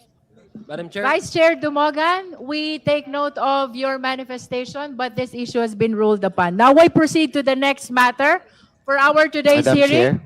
That Madam is Chair. the action. Is it about the letter? Madam Chair, since Honorable Marcoleta, is it about the letter? Because the same has been ruled upon. Ma'am, since the due process has been mentioned several times in today's hearing, I have something to say about it. Is it Due about the process. letter? Somehow somewhat related to that, but not confined to the letter. Let's not be confined to that. We're talking about due process, Madam. All right, you are If I may be allowed, recognized. just For 2 the points. guidance of the members, our colleague is a non-member. Nonetheless, he is allowed to manifest. You may proceed. Non-member. Thank you, Madam. I respectfully rise for a brief manifestation. For the record, Madam Chair, during the last hearing, I was advised by the Honorable Chair to peruse the rules because I raised the terminology sufficiency and grounds, which was mentioned, I think, 16 times by the Honorable Chair. And I have gone over the rules very diligently, and the rule provides that the committee shall determine whether the complaint alleges sufficient grounds for impeachment.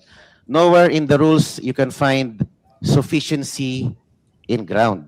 Ang aking pong opinion, Madam Chair, pag binago po natin o we alter the terminology, it will reap a different meaning or a different consequence. When we say we're just determining alleged sufficient grounds, we are just testing the allegations. Pag sinabi nating sufficiency in grounds, we seem to be weighing the evidence.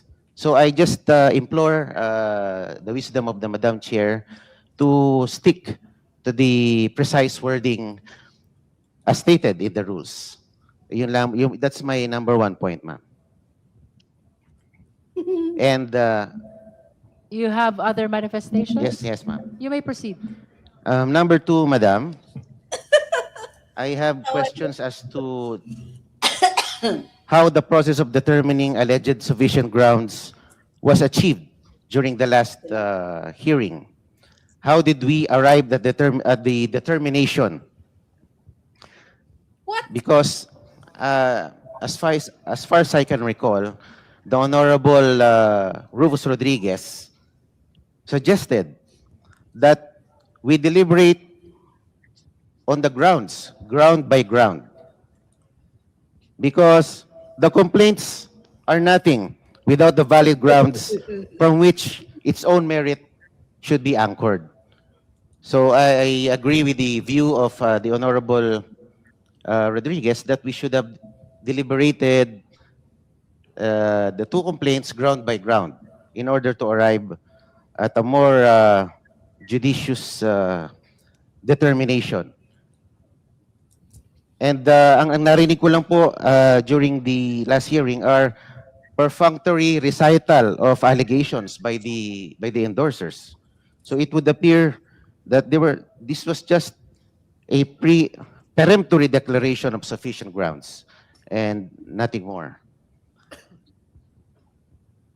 Yun lang po, ang aking pong pakiwari, we should be not abbreviating due process because the ruling on Duterte versus House of Representatives stated that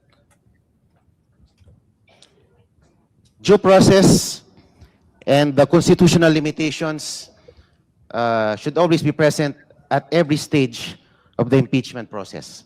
That's all, Madam Chair. Thank The you. committee notes all the manifestation of the Honorable Marcoleta. Now we proceed to our pending motions and or requests before the Justice Committee. The Honorable Joel Chua is recognized. Thank you, Madam Chair. Madam Chair, the committee has received a letter dated March 5, 2026 on even date from Honorable Chel Jokno, where he moved that subpoena duces tecum be issued for the following. Number 1, duly certified copies of all the records of the NBI's investigation into the threats made by Vice President Sara Duterte against President Ferdinand Bongbong Romualdez Marcos Jr., First Lady Luis Lisa Cacho Araneta Marcos, former Speaker of the House Ferdinand Martin Gomez Romualdez Sr., and certified true copies of all documents and photographs gathered in the course of the above-mentioned investigation. And number 2, duly certified true copies of the Statement of Assets and Liabilities and Net Worth of Vice President Sara Zimmerman Duterte for the years 2022 to 2025 inclusive, 2007 to 2013 inclusive, and 2016 to 2022 inclusive. Madam Chair, considering that the requested documents are relevant and material to the impeachment proceeding, I so move that subpoena duces tecum be issued pursuant to the letter dated March 5, 2026. So move, Madam Chair. There is a motion to issue subpoena duces tecum Ayan. to the Mag-code NBI sa kanila. with respect to the records of its investigation into the threats made by Vice President Sara Z. Duterte against President Ferdinand Bongbong Marcos Jr., First Lady Marie-Louise Lisa Araneta, and former Speaker Ferdinand Martin Romualdez, as well as the certified copies, true copies of all documents and photographs gathered in the course of the above-mentioned investigation. Similar motion is made with respect to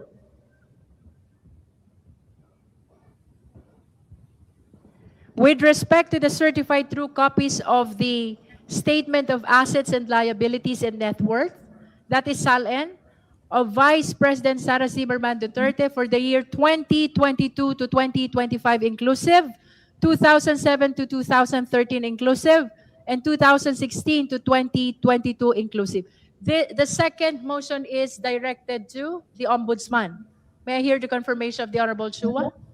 For the SALN. Yes, Your Honor. The second subpoena is directed to the Ombudsman, that is with respect to the SALN of the Vice President. Do I hear a second?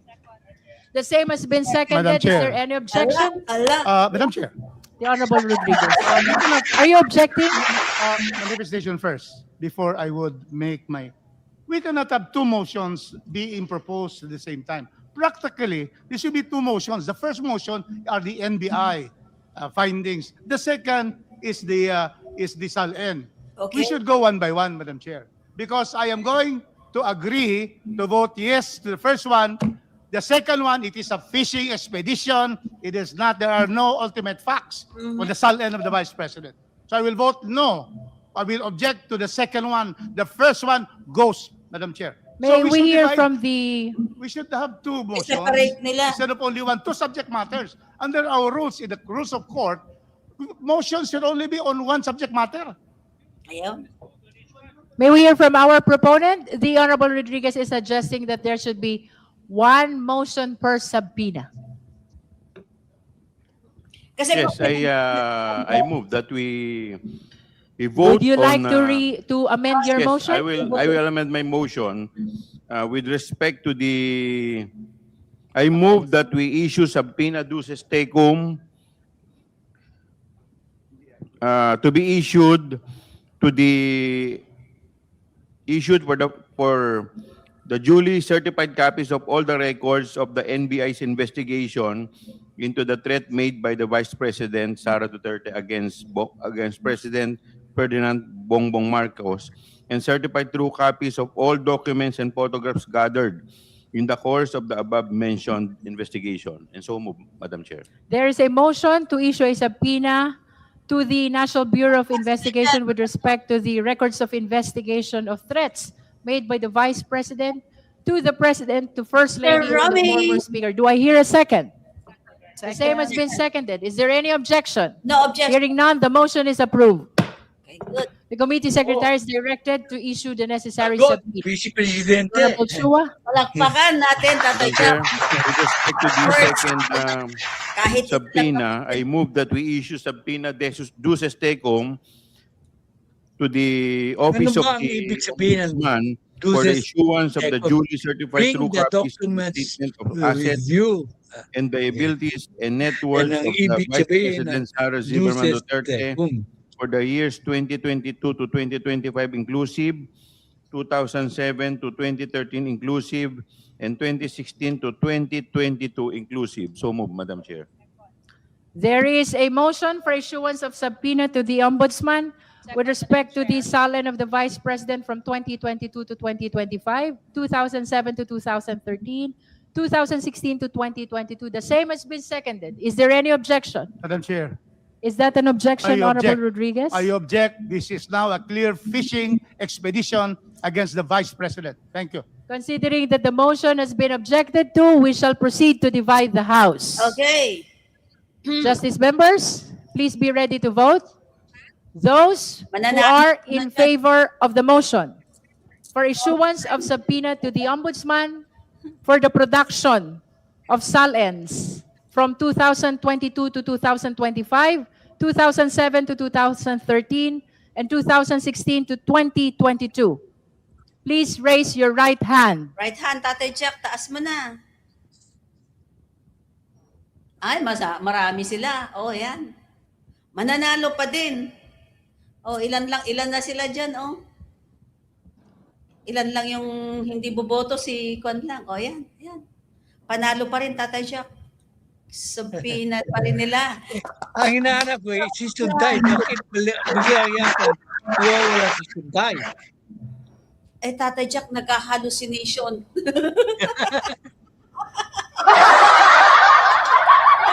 You may now put down your hands. Ayan, oh. Those who are not in favor of the motion, please raise your right hand. Siyempre, si Rufus, isa yan. You may put down your hand, Honorable Rodriguez. Those who abstain, please raise your right hand. Siyempre, iboboto niya yan para at least may ano naman. That Tapos concludes the sasabihin, voting. Secretariat, Muro-muro the lang result, yan. please. Ilan yung boto? 54 na naman? Sasabihin na naman nila, Tata Jack, moro-moro, scripted, kangaroo court, ano pa? Yes, correct With yan. 34 votes in the affirmative, 34. 1 vote in the negative, and 0 abstention. The So motion 34. is granted. The committee is directed to issue subpoena duces tecum to the Ombudsman for the production of the salin of the Vice President corresponding to the period of 2022 to 2025, 2007 to 2013, and 2016 to 2022. So ordered.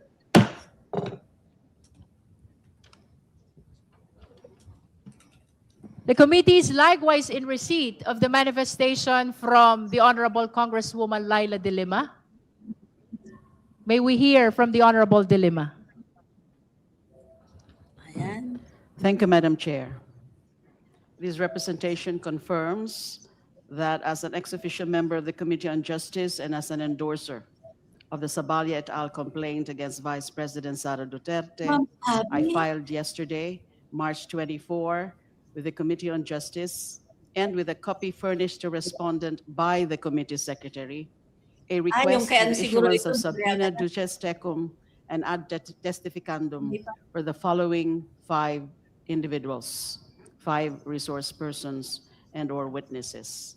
One, Isa yan siya. Attorney Gloria A. Nagreaga? Camora of the Intelligence and Confidential Funds Audit Office of the Commission on Audit to Gloria. produce, identify, and authenticate official COA audit records, including liquidation reports, disbursement vouchers, certifications, and related submissions of the Office of the Vice President and the Department of Education pertaining to the disposition of the confidential funds for the years 2022 and 2023. In my letter, Madam Chair, there's a long list actually of those copies of those documents, the original copies of which we are seeking to be produced via subpoena from Attorney Gloria Camora of the Intelligence and Confidential Funds Audit Office of the Commission on Audit. I so move, Madam Chair, to Sir Nelson. issue subpoena juris tecum and ad testificandum to the named individual or named employee or official of the Commission on Audit. Nakapigit pa isang mata ni Sir Nelson. So good. There is a motion for the issuance of subpoena to Attorney Gloria A. Camora. Yung mentioned the Honorable De Lima, officials from COA. Other than Attorney Gloria Camora.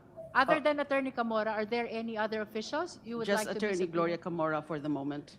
Attorney Gloria Camora of the Intelligence and Confidential Funds Audit Office of the Commission on Audit, because she's the custodian of Diba, these Sir COA Sherlock? records and documents, including Ganda yan, liquidation pagdating reports, ng disbursement subpoena. vouchers, certifications, and related submissions of the Office of the Vice President Kasi may DepEd cross-examination na. pertaining to confidential funds. There is a motion for issuance of subpoena duces tecum and ad testificandum to Attorney Gloria A. Camora with respect as well to the documents pertaining to the confidential funds during the alleged period. Yes, Madam Chair, as I said, it's a long list actually. There are the checks, Subpoena disbursement vouchers, as listed. Proof of submissions, liquidation reports, certifications, accomplishment reports, certifications of various dates. Ma'am etc. Cheryl. It's a long list, as listed in the letter of this representation, the letter request of this representation. We are directing the committee secretary to provide copy of the manifestation or the request to the justice members. And the same is also Nakaano lang si in Rufus support yan. of the motion raised by the Honorable De Lima. Madam Chair, Si Rufus. discussion. I'd like to have a clarification. Just for the record, the motion of the Honorable De Lima has been seconded by the Honorable Yes, Zamora. now Honorable discussion. Rodriguez. I would like to clarify. Clarification from the proponent, from the movant. Is this the confidential funds of 2022 and then 2023 of the Office of the Vice President Thank and you, not Moises Peralta. the Office of the Secretary Pagbisita sa of the channel Department ni of Education? May we know, may we clarify. Tech Sibilia. Ginagalang namin ang iyong opinion. The Office of the Vice President, and there are also documents Yan, wala pertaining yung to the tatay dyan. confidential funds for the Office Akala of the ko ano yun. DepEd, Department of Education. Madam Because Chair. those are grounds number 1 and 2 of the affidavit, of the complaint, the Sabalia et al. Complaint. Madam Chair, when our distinguished Congresswoman De Lima, she mentioned of 22 and 23 Hindi lang years. In your first naman motion, nila yan. when you stated the Mrs. motion, Peralta. 22, 23. So that's Naman why I'm nila getting napapayaan yung sa clarification. Are you now including the DepEd confidential funds? There are Because your also motion is 22 and 23. 22, 2023. Because the COA has not been able to have a final notice of disallowance on the DepEd confidential funds. Again, may I? Yeah, because when I heard you, it was 2022, 2023. That is pertaining to the Office of the Hindi Vice mo President. raw But then now you're ina-highlight yung saying, in komento my niya. clarification, that you are also moving for her to be able to give documents regarding the confidential funds of the Office of the Department of Education where she was secretary. Let us be clarified on that. Are Yes, you yes, also Madam including? Chair. With respect to the DepEd, these are also, again, the list is here. With respect to DepEd, there will be accomplishment report dated September 30, 2023, for the period July 12 to September 30, 2023. So there's a covered period actually, 2022, 2023, and also it's 2023, and the certification issued January 1, 2024. Certification dated December 30, 2023. So covering also the Department of Education. I would therefore object, Madam Chair, because it is What's your opinion? humble representation Moises Peralta. position that Hello, under the Jobs. Duterte versus House of Representatives Ba, nandyan ruling, your chat, only Libre? actions pertaining to the impeachable office of the impeachable official can only be the subject matter here. Objection, Mr. Chair, Madam Chair. The Honorable Rodriguez is consistent May I in his respond to position that since our objection? determination of substance. The Honorable Yes. Dilima. Dito Well, na ang that matter was settled matalinong already si during the proceedings Jax for the Dimole alias and PNW. also the proceedings for the determination of whether there are sufficient grounds for impeachment. At any rate, the Honorable Rufus Rodriguez made mention about the ruling of the Supreme Court in the Sara Duterte Sir versus House of Adictos, Representatives. diba? And it says Hindi there, ba during ano the incumbency. Yes, it says there, during the incumbency of the impeachable official. Galit na Here, si Moises. the Vice President. Now, it doesn't say in relation only to her office as Vice President. Because, you know, she was occupying the DepEd Secretary portfolio in her concurrent capacity as Vice President. Now, you don't distinguish the actions made, especially the anomalous actions, the impeachable offenses made because it's with the department, Hindi, pertains to ayan, the Department of Education. naka-highlight yung comment Just mo. to explain it further, Madam Chair. What if the Vice President kills Na-highlight someone? natin lahat ng comment. It doesn't Okay, say it's in pati yan. relation Oo, to ayan. Oo, ano pa? as Vice President and as Screenshot DepEd mo na. Secretary, but that Screenshot crime mo, Moises. happens during her incumbency as Vice President. She may have two hands as OVP, as VP, and as DepEd, but she has only one brain. Screenshot mo na, She has one persona. She is the same person.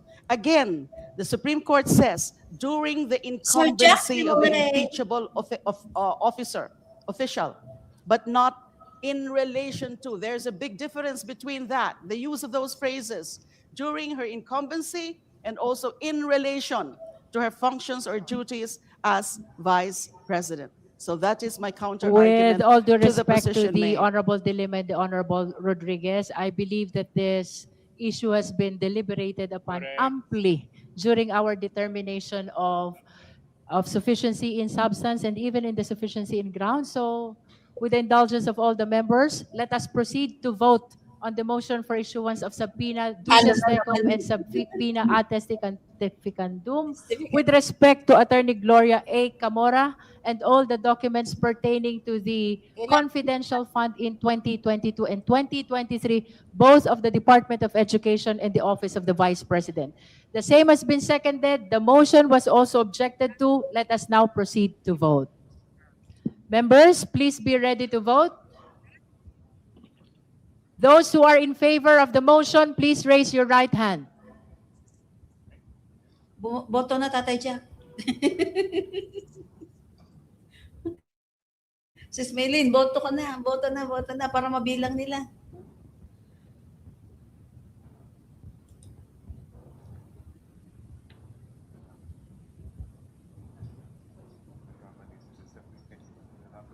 You may put down your hands. Ay, Those who are Miss not Sales, in favor of the motion, kung please raise Kansas, your right hand.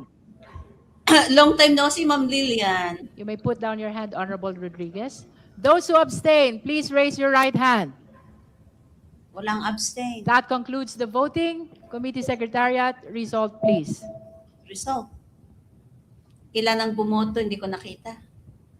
si Rufus na naman ng Ayaan mo naman, Tatay Jack, para may boto. iboboto naman para hindi nila sabihin na kung baga is lutong Macau.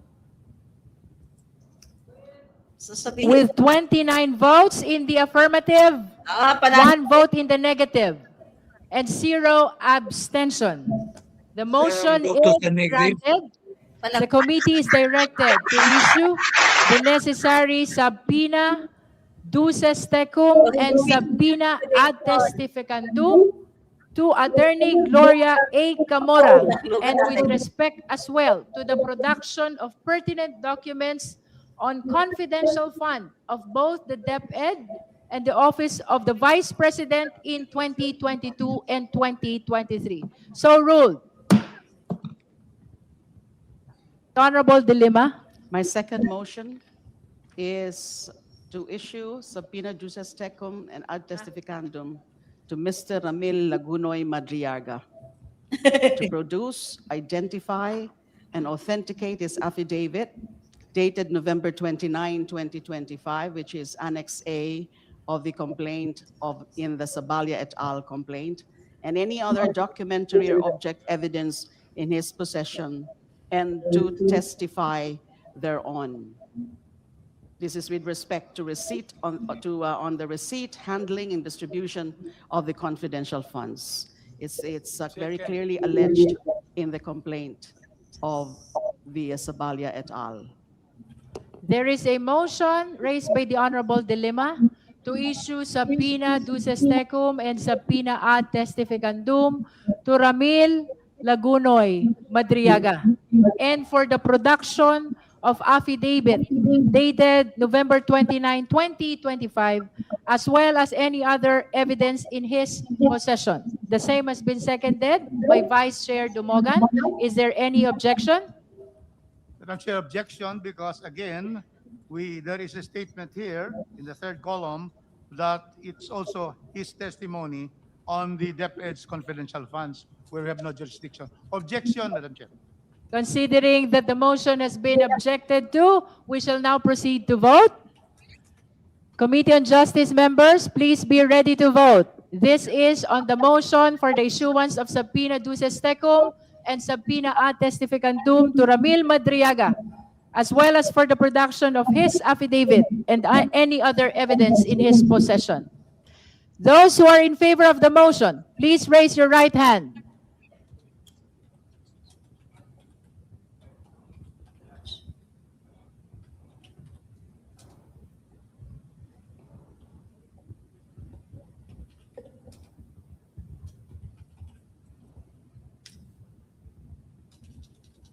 You may put down your hands. Those who are not in favor of the motion, please raise your right hand. Thank you, Honorable Rodriguez. Those who abstain, please raise your right hand. That concludes the voting. Committee Secretariat, result, please.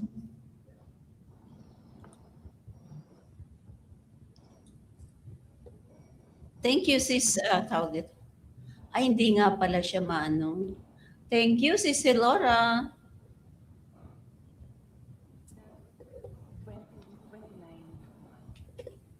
With 29 votes in the affirmative, 1 vote in the negative, and 0 abstention, the motion is hereby granted.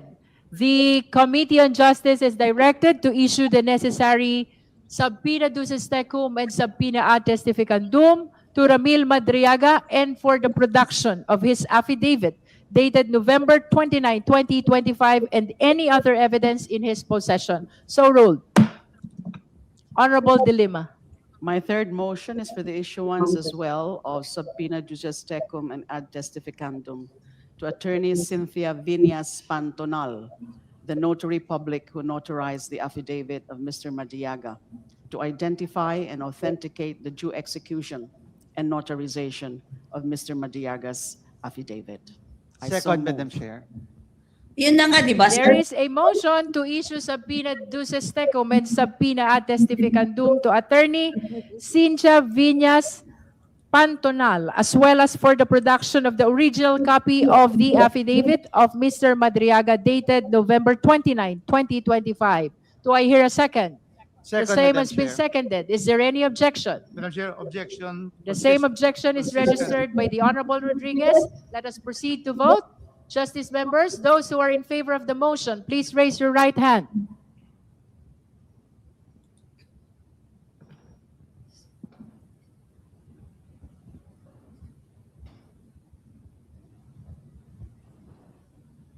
Correct. Di ba, Sir Sherlock? Ma'am Lilia, nagbakasyon ka ba? Ba't hindi You may put down your hands. Those who are not in favor of the motion, please raise your right hand. correct dyan, Sir Tato, di ba?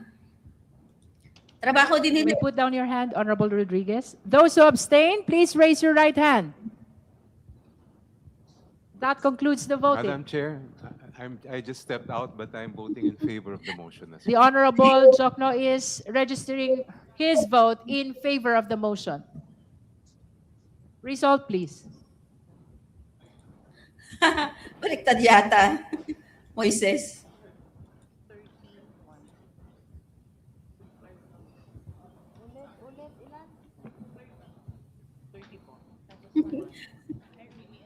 With 30 votes in the affirmative, 1 vote in the negative, and 0 abstention, the motion is granted. The committee is directed to issue the necessary subpoena duces tecum and subpoena ad testificandum to Attorney Cynthia Viñas Pantonal, as well as the production of the original affidavit of Mr. Madriaga, executed on November 29, 2025. So ruled. The Honorable Dilima. Madam Chair, my fourth motion is also for the production of subpoena duces tecum and subpoena ad testificandum to the custodian of the Archives Division of the House of Representatives to produce, identify, and authenticate transcripts, video recordings, and related records of prior hearings of the House Committee on Good Government and Public Accountability on the Office of the Vice Presidents and Department of Education's disposition of their confidential funds for 2022 and 2023. I so move, Madam Chair. There is a Open your eyes. pending motion for the issuance of subpoena duces tecum and ad testificandum to the Legislative Library Archives Division, House of Representatives, as well as for the production of transcript and video recording of the House Committee on Good Government and Public Accountability on September 18, 2024, September 25, 2024, October 17, 2024, November 5, 2024, November 25, 2024, as well as the production of the affidavit of USEC Gloria Mercado and the envelopes labeled Hope, submitted by Undersecretary Mercado. Nakakatuwa ka, Moises. Motion has been seconded by the Honorable Zamora. Is there any objection? Hearing none, the motion is hereby granted. The necessary subpoena duces tecum and ad testificandum in as far as the Legislative Library Archives Division of the House of Representatives is hereby directed to be issued by the committee. The Honorable Dilima. Di ba ano naman, Sis Maylene, napayagan na. Madam Chair, the fifth and last motion for today's proceedings for the production of subpoena duces tecum and subpoena ad testificandum to be addressed to a representative from the Philippine Statistics Authority to produce, identify, and authenticate certifications from the civil registry system, such as the database, the PSA Civil Registry System database on the certificate of live birth, certificate of marriage, certificate of death, on several names found in the submissions of the Office of the Vice President and Department of Education, particularly certification dated December 8, 2024 and December 11, 2024. This is to show the recipients of OVP's and DepEd's confidential funds had no birth, marriage, or death records, as well as to identify and authenticate the requested certifications. Papakinggan mo. I so move. There is a motion for issuance of subpoena ad testificandum to the Philippine Statistics Authority, Carlos P. Garcia, to the Philippine Statistics Authority, or to the representative of the Philippine Statistics Authority, and for subpoena duces tecum with respect to the original copies of the certifications pertaining to PSA verification made from PSA Civil Registry System database on the certificate of live birth, marriage, and death on several names found in the submissions of the OVP and DepEd, particularly the following: certification dated December 8, 2024, and certification dated December 11, 2024. Do I hear a second? The same has been seconded. Is there any objection? Hearing none, the motion is granted. Yay! The Palakpakan natin ang committee is bilis. directed to issue the necessary subpoena to the representative of the PSA, as well as for the production of the documents mentioned therein. Madam Chair, just a manifestation. The Honorable Marcoleta is recognized. Thank you, Madam Chair. I recall during the previous hearings, maybe 2 or 3 past hearings ago, I raised the issue of procedural due process when I said that ginanap ng Kongreso ang trabaho na di dapat nila ginagawa dahil ito ay trabaho ng COA. And I was referring to the past hearings made by the Quadcom, or if I'm not mistaken, the Committee on Good Governance. And the chair remarked that wala pong kinalaman ang mga past hearings ngayong hearing ng impeachment ni VP Sara. Pero ngayon po ay tila ginagamit natin at humihingi tayo ng dokumento mula sa mga hearings na yon. So ako po ay nagugulumihanan. Kala ko po ba walang kinalaman ang mga past hearings ng Quadcom o ng Committee on Good Government, pero tayo po ay nagbabalik tanaw at kukuha ng mga dokumento mula sa archives ng hearing na yon. May I be clarified, Madam Chair? This impeachment proceeding pertains to the fitness to hold public office of our Vice President Sara Zimmerman C. Duterte. That is the reason why manifestations pertaining to the past inquiry of Quadcom and even of the Committee on Good Government was discouraged by the chairperson. Nevertheless, all the manifestations of the Honorable Marcoleta are duly noted by the Committee on Justice. Now we proceed. We have discussed already all the pending matters before the committee, and the chair wishes to reiterate the previously announced schedules for our subsequent hearings. That includes April 14. After this announcement, April 14, April 22, and April 29. Madam Chair. The Honorable Tino first, and then the Honorable D.S. Conghon. Madam Chair, may I make an additional motion for the issuance of a subpoena? I'd like to make another motion for the Yes. issuance of subpoena. I move that the subpoena be issued to Attorney Michael Wesley Poa in his capacity as the former Chief of Staff of the Vice President and DepEd Secretary from 2022 to 2023. In such capacity, he has very material and relevant information on how the confidential funds in the DepEd were used, and in particular, he had a direct role in the preparation of the accomplishment reports relating to the use of the DepEd's confidential funds, some of which these accomplishment reports have been the subject of the request for subpoena that this committee has approved. May So we I hear so from move, Madam our Chair. endorser? Would you like to comment to the motion of the Honorable Tino? He wishes for the issuance of subpoena ad testificandum to Attorney Michael Poa, considering that during that time, he was assuming the position of Chief of Staff of the DepEd Secretary. COS Yes. of DepEd. Undersecretary, with the rank of Undersecretary. Honorable De Lima?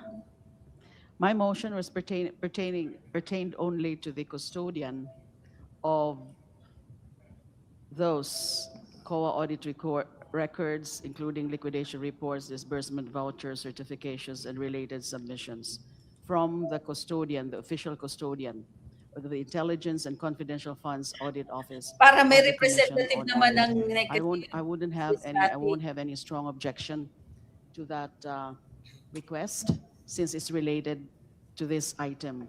All right, The so subject matter of the first motion that I put forth, which was approved by the body.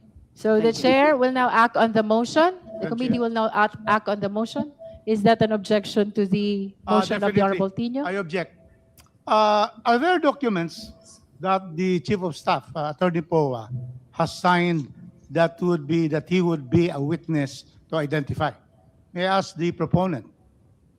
Before we entertain the objection of the Honorable Rodriguez, let me just formalize that there is a motion raised by the Honorable Tino to issue a subpoena ad testificandum to Attorney Michael Poa, considering that he was the Chief of Staff of the Office of the Department of Education during the alleged period of 2022 and 2023. Do I hear a second? Second. The same has been seconded by the Honorable D.S. Konghon. Now let's hear the objection of the Honorable Rodriguez. Madam Chair, I could not find nexus borne by evidence or ultimate facts that would now make the Chief of Staff and lawyer of the Vice President to be subpoenaed. In fact, he has entered this appearance as counsel. So I would like to know whether there are documents which he certified or he signed that would make him be able to be invited to be given subpoena to appear in this committee. Otherwise, then we can, just because they are in the office of the Vice President, we'll be giving subpoena to everybody there in the Vice President's office. So I object, and I would like to know about that. Are there documents that would show that he has been part of these confidential funds?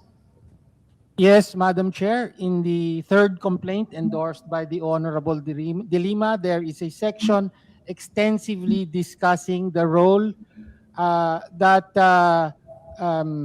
then USEC POA played in preparing the accomplishment reports pertaining to the use of the confidential funds, where and the complaint cites the transcripts of the hearings of the Committee on Good Governance on this matter, where USEC POA admits that one, he was ordered by the Vice President to submit these accomplishment reports, and also cited in the complaint that the several Army units denied what was claimed in these accomplishment reports. So we've heard the justification of the Honorable Tino. We've heard as well the justification and the objection of the Honorable Rodriguez. We are a collegial body, so we shall now proceed to vote on the motion Before of the the Honorable voting, Tino. Madam Chair, I would like the proponent to show to us documents, certifications that had led to the release of these confidential funds. Because we are now already on the hearing, precisely. Are there any? Because if there's none, there is no reason to call him and subpoena a lawyer. Madam The Chair, Honorable as I Tino. said, I cite the complaint itself, the third complaint. Allegations naman, walang dokumentado. Specifically, starting from The process of utilization of the alleged confidential funds is not confined to the documents. There could be actions that contributed to the utilization of confidential fund, which might be covered by the testimony of the possible witnesses. okay. Well, starting from paragraph 269 of the third complaint, page 90, there is a reference to former DepEd spokesperson He was spokesperson as well as chief of staff, Michael Poa, testifying that he received envelopes directly from Vice President Sara herself. So this has to do with the allegation on bribery. And further, and there are other sections as well pertaining to the use of the confidential funds, Madam Chair. If Congressman Rodriguez would want, we can provide, given enough time, Madam Chair. Madam Chair, we are now voting, so we should be able to get it if there is. The fact that he's chief of staff and counsel will not, implicate him to be able to have that if there is no document.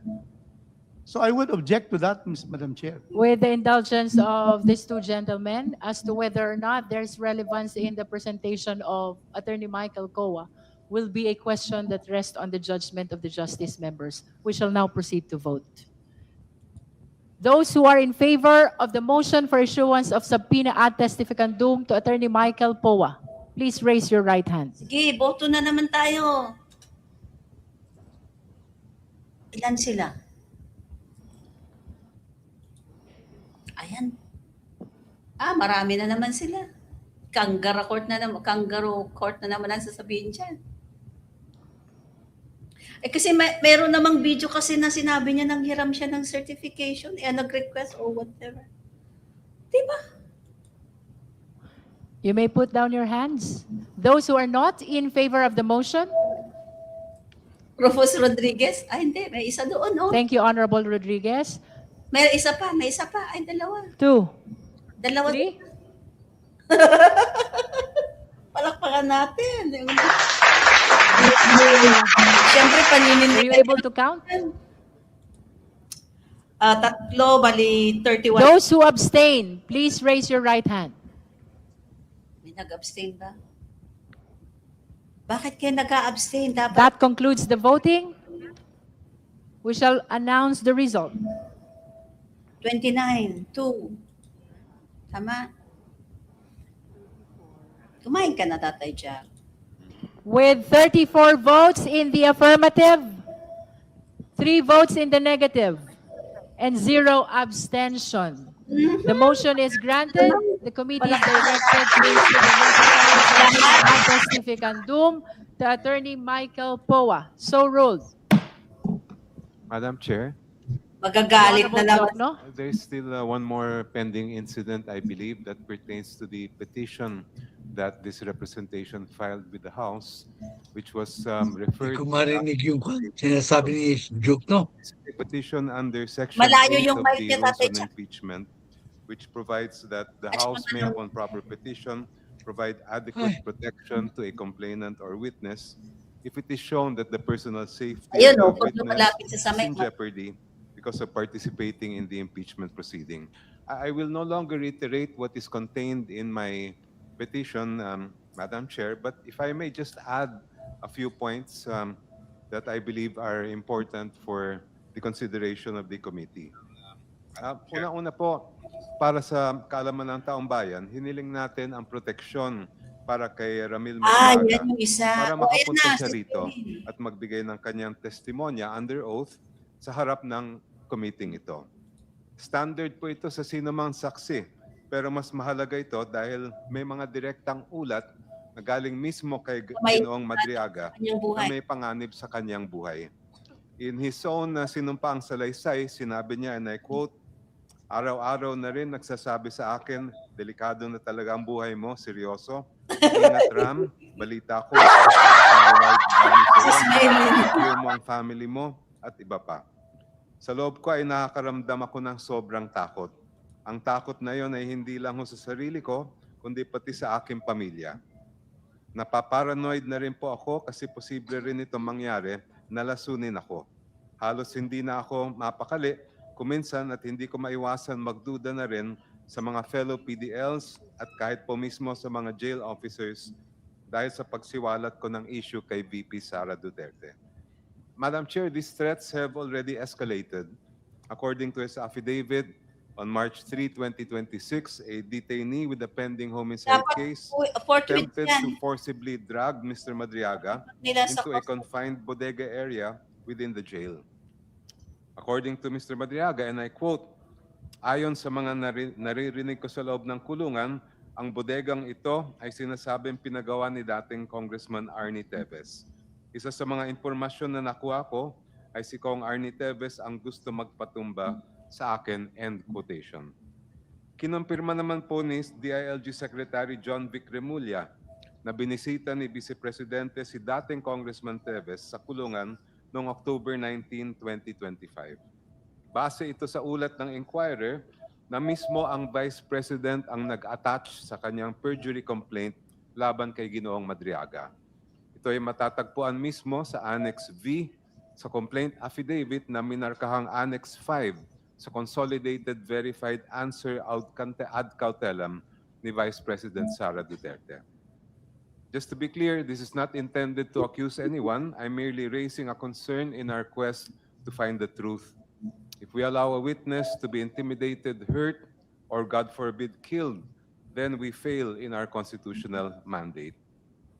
In terms of what kind of adequate protection I believe would be necessary, I believe that would entail three things, Madam Chair. Number one, that the security for the witness be beefed up, particularly by the National Bureau of Investigation.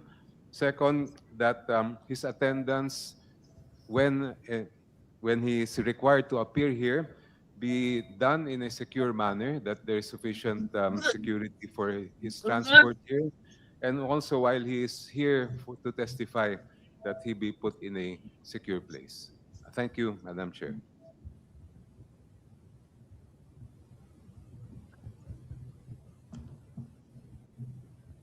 Would you like to raise the necessary motion with respect to the protective custody of witness Ramil Madriaga? Yes, Madam Chair. In line with Section 8 of the Rules of the House on Impeachment, I move that adequate protection be provided to Mr. Ramil Madriaga, consisting of three things. Number one, that the security where he is presently detained be beefed up, particularly by the National Bureau of Investigation. Number two, that his attendance, when required by the committee, be secured as well, so that his safety will be, so that his life will not be put in danger. And number three, that while he is testifying before this committee, that again, proper safeguards be put in place to ensure his that his life will not be endangered. I so move, Madam Chair. So for Second. clarification, the Honorable Jokno, you are requesting, in line with protective custody, is to augment the current security with the NBI security. Yes, Madam Chair.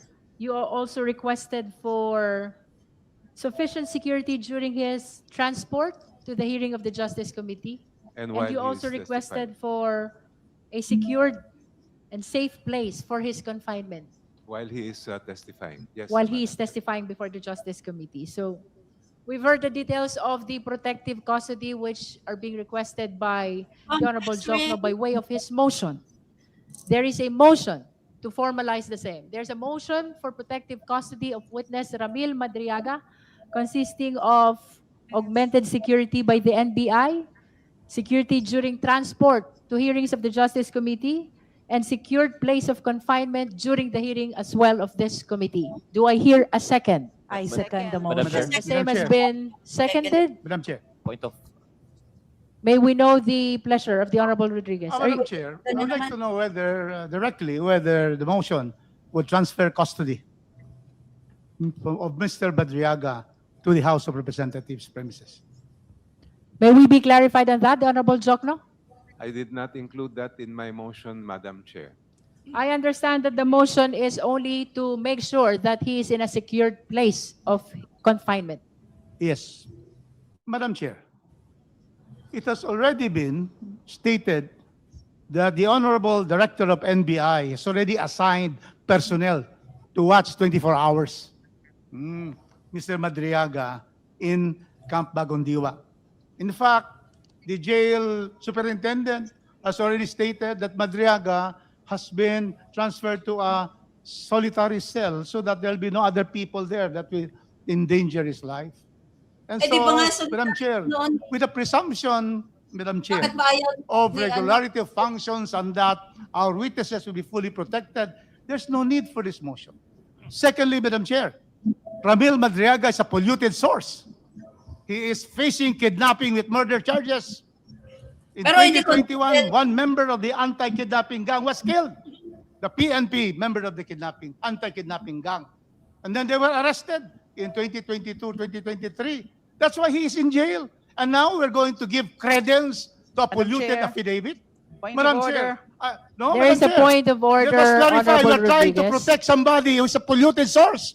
In fact, in Madam the Chair. cases of the Honorable Supreme Court, Rodriguez, there's a point of order. thank you, Madam Chair. Let's hear the point of Premature. order. The Honorable De Madam Lima is Chair, I recognized. submit that it's clearly premature for anyone to raise an issue of credibility on the part of the Ayaw. intended Correct. witness. He's not yet testifying. He will testify, and therefore, issues of credibility can be raised in the questioning, in the clarificatory questioning. Mr. Madriaga can be asked about those things during the hearing, the proper stage of the hearing, but not at this point. So it's out of order. Any such statement relating to credibility, statements like a polluted source, that is not yet proper at this stage of the proceedings. Palakpakan natin. Would you Madam like to Chair. raise a motion concerning the manifestations of the Honorable Rodriguez with respect to the credibility of Ramil Madriaga? I move that particular part of the manifestation of the Honorable Congressman Rufus Rodriguez with respect to Mr. Madriaga being allegedly a polluted source and the related statements with respect to the issue of his Kasi nasubukan credibility niyang makulong is eh. stricken off the records. Is there any second? Second, Madam The Chair. same has Madam been Chair. seconded. Is there any I objection? will, yes, of course, Madam Chair, because we are Two trying two to... motions are pending now. Yes. One is the motion for the issuance of subpoena of Pinadala- motion for protective custody of Ramil Madriaga raised by the Honorable Chel Jokno, and second is the motion to strike off from the record the manifestation concerning the credibility of Ramil Madriaga. The same has been seconded as well. This presentation is not out of order. We are discussing about giving a bundle of rights, 3. All of this to be able to give that advantage, that perceived, safety issues which are not. That's why me stating that to give this bundle of rights, to give this protection, to all of this custody and so forth in a safe place, should not be given to a polluted source. That is the point that I have. And therefore, it is not out of Bakit order. wala We are silang discussing, karapatan? we are objecting to this particular motion. And that is the reason why, these are the reasons why I say that we have to know this person whom we are giving all of these extra advantages and extra attention and care which he does not deserve. Madam Chair, The Honorable De Lima. Mr. Madriaga is listed as one of the witnesses for the complainants. And that's why I asked for the issuance of subpoena jus seco. Palakpakan natin. It is very clear in Section 8 of the Rules of Procedure in Impeachment Proceedings. Protection to complainants or witnesses. The House may, upon proper petition, provide adequate protection to a complainant or witness if it is shown that the personal safety of the complainant or witness is in jeopardy because of participating in the impeachment proceedings. And we have heard the manifestation and the explanation of the Honorable Chel Jokno about the alleged threat to his safety. And therefore, it is very much in order that we tackle the issue of grant of protection in the mode that was described and asked or sought for by Congressman Chel Jokno, and the motion has been duly seconded. Thank you. We've heard amply the argument of both the Honorable Rodriguez and the Honorable De Lima. For the guidance of the Justice members, our parliamentary status is there's a pending motion by Congressman Chel Jokno for protective custody of witness Ramil Madriaga. The same has been seconded. The same is objected to by the Honorable Rodriguez. Okay, Daniel. There's likewise a pending motion by the Honorable Laila De Lima to strike out from the record the manifestation of the Honorable Rodriguez pertaining to the credibility of witness Ramil Madriaga. The same has been seconded as well, and the same was objected to as well by the Honorable Rodriguez.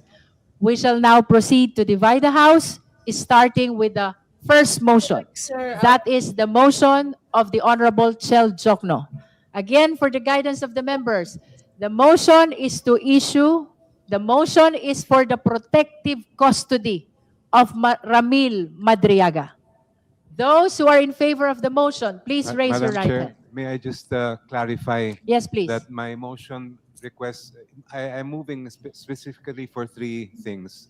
Number Yes. one, that we make sure that there is additional security provided to Mr. Madriaga You said from the NBI. in his present place of detention by the NBI.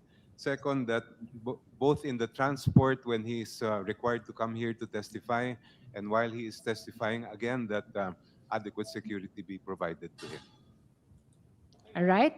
So those who are in favor of the motion for protective custody of witness Ramil Madriaga, please raise your right hand. right hand. Ayan, marami na naman sila. Wala na naman si Rufus.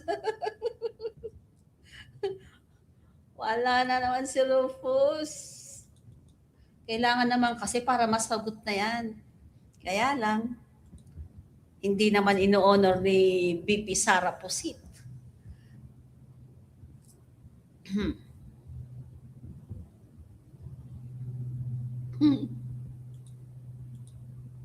You may put down your hands. Those who are not in favor, please raise your right hand. Honorable Tino.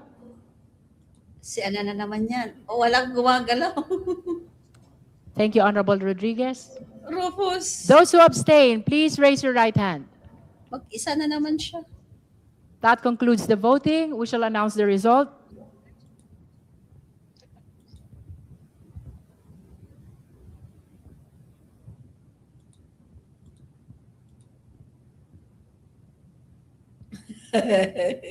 With 35 votes in the affirmative. Dumami. And 1 vote in the negative. With 0 abstention, the motion is granted. The Secretariat is requested to closely coordinate with the Office of the Sergeant at Arms and/or Legislative Security Bureau for the protection of Ramil Madriaga. As courtesy by the committee, please also notify the BJMP as well as the respective regional trial court which ordered his detention. So ruled.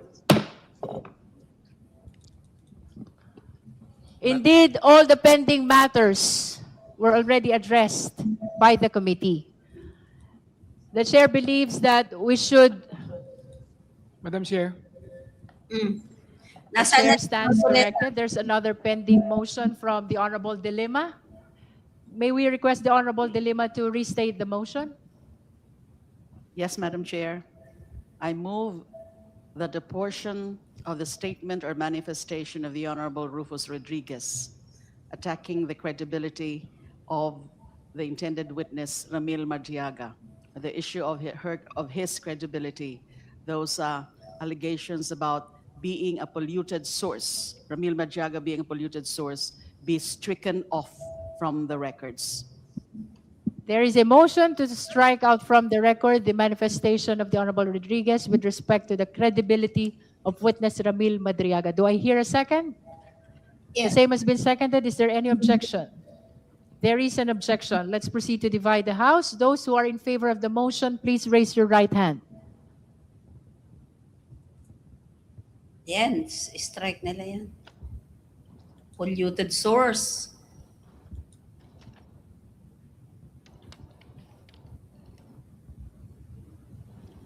Playing devil's advocate lang siya. Para hindi naman halata na ano, baka sabihin na naman nila kangaroo court, pinag-isa na naman nila politics. You may put down your hands. Those who are not in favor, please raise your right hand. Rufus. Thank you, Honorable Rodriguez. Those who abstain, please raise your right hand. Palakpakan natin si Sir Rufus. That concludes our voting. We shall announce the result. 1 and 35.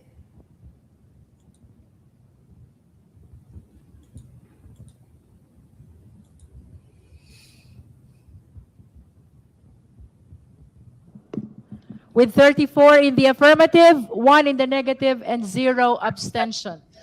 The motion is granted. The committee secretary is directed to strike out from the record all the manifestations of the Honorable Rodriguez pertaining to the credibility of witness Ramil Madriaga. So ruled. Madam Chair. We have concluded all the pending matters before the committee, and we shall now proceed to the determination of Madam Chair. the Honorable Ridon. I wanted to return again to the matter of SALN and unexplained wealth.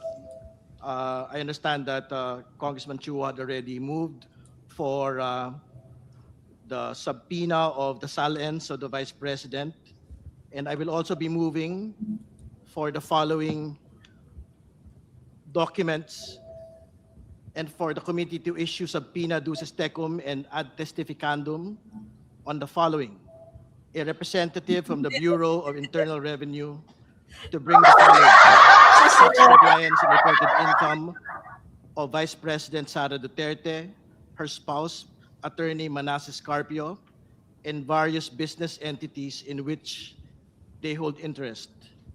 Original or certified true copies of the annual income tax returns and other relevant documents pertinent thereto, such as VAT payments of Vice President Sara Duterte, her spouse Manasseh Carpio, for the years 2007 to 2025, and the following entities for the periods specified.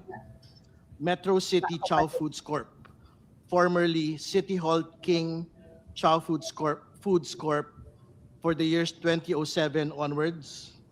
Gen Corp Industries Inc., formerly Times Square B Foods Corp., and Great Jolly Times Food for the years 2021 onwards. Hindi siya Carpio Lawyers, Sir, formerly Carpio Duterte, for the years 2007 onwards. 888 Bistro for the years 2021 onwards.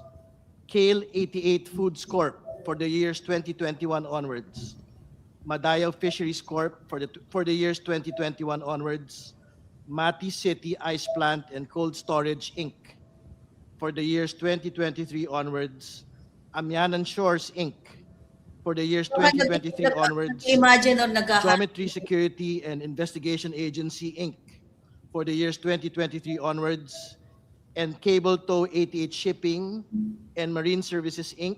for the years 2024 onwards. So moved, Madam Chair. There is a motion for the issuance of subpoena ad testificandum to the BIR representative and for subpoena duces tecum to the aforementioned documents by the Honorable Ridon. Do I hear a second? Any second to the motion of the Honorable Ridon? Second. The same has been seconded by the Honorable Dolima. Is there any objection? The Honorable Rodriguez is registering his objection. If you have no other manifestation, we shall proceed to vote. Those who are in favor of the motion, please raise your right hand.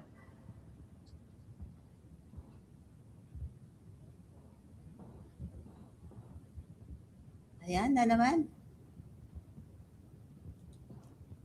Wala lahat. Hindi na bumuboto siya. Ay, nako.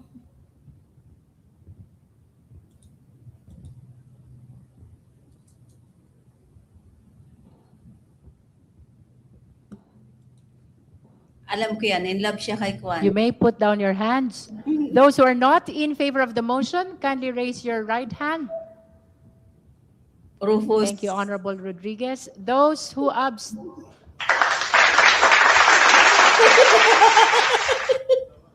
Thank you. Thank you, Honorable Keith. Those who abstain, please raise your right hand. Natatawa na rin siya sa... That concludes our voting. We shall announce the result of voting on this motion?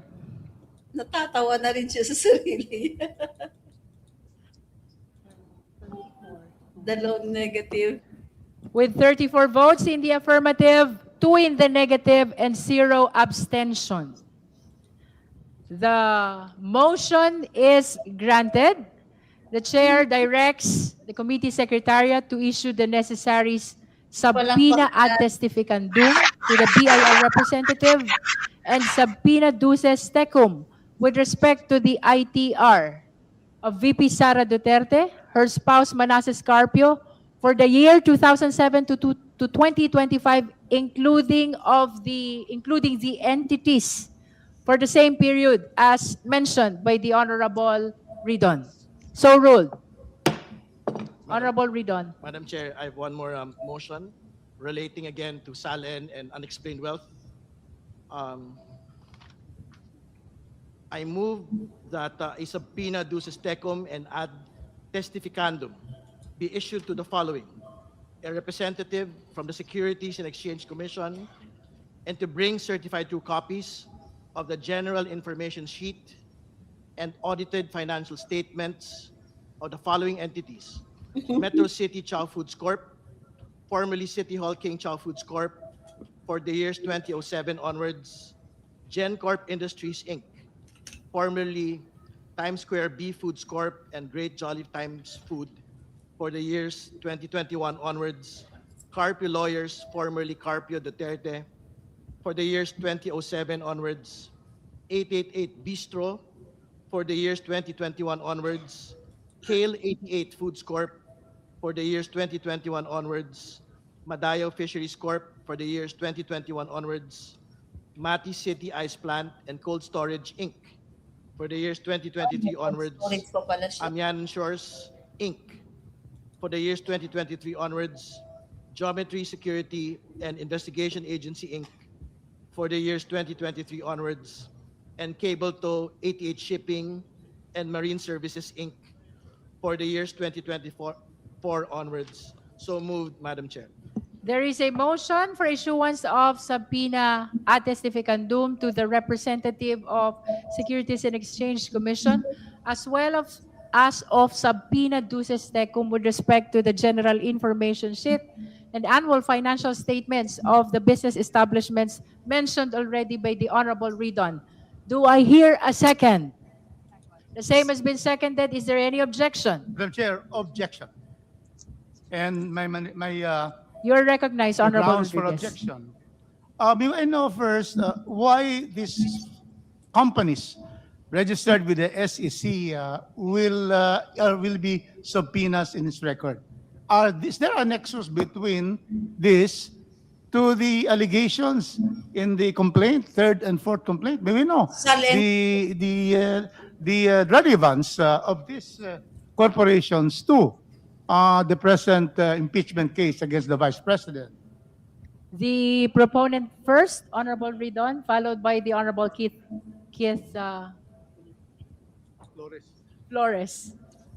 Mahalaga po yung pagpapaliwanag mula sa una, sa mga kinita po ng mag-asawang Duterte Carpio from their own personal income, which will be reflected from the annual income tax returns. Pangalawa, mula din po doon sa mga corporate documents kung saan po sila kasali, sapagkat doon po natin makikita kung yung po mga other lawful income para maipakita na ang lahat po ng kanyang kinita over the course of 17 years from 2007 ay mga lehitimo pong kita mula sa sahod at mula po sa kinita mula sa propesyon at mula po sa mga negosyo. So, meron pong clear relevancy. Ito pong mga SEC documents po na ito dahil dito natin makikita kung kumita ba o hindi ito pong mga kumpanya na ito, sapagkat kung kumita po ito, maipapaliwanag ng atin pong pangalawang Pangulo at ng kanya pong mister na talaga pong kumita ng tama over the course of 17 years from other lawful income katulad ng propesyon at iba pang mga negosyo ang kanila pong pagsasama. So dito po maipapakita ng ating pong pangalawang Pangulo na hindi po unexplained wealth. Ito po nga kanyang pagkakaroon ng 88 million na net worth in 2024 kumpara po sa kanya po nga kinita na cumulatively sahod from 2007 to 2024 na more or less mga 30 million to 40 million pesos lamang po, Madam Chair. The Honorable Flores. Thank you, Madam Chair. Madam Chair, I'm joining the objection of Congressman Rufus Rodriguez only on the following grounds, Madam Chair, that the request being made by Congressman Ridon covers periods when the respondent was not yet the Vice President, Madam Chair. I'm going back to the decision of the Supreme Court when it said that we can only file impeachment complaints against an impeachable officer for things done during the incumbency or while she is holding the impeachable office. So by requesting documents or data or figures that would include the time when she was just vice president or vice mayor, I think, in 2007, or holding other positions that are not yet or maybe considered impeachable, that's where my objection is, Madam Chair. Honorable Ridon, would you like to comment to that?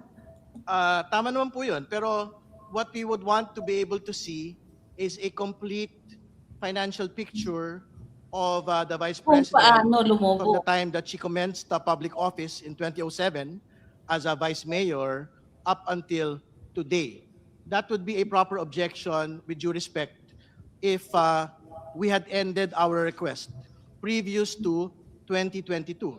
But to be clear, I think a big chunk of all of these businesses' requests will most definitely cover up until today, Madam Chair. And more particularly, there are specific firms here which basically cover the term of the Vice President already.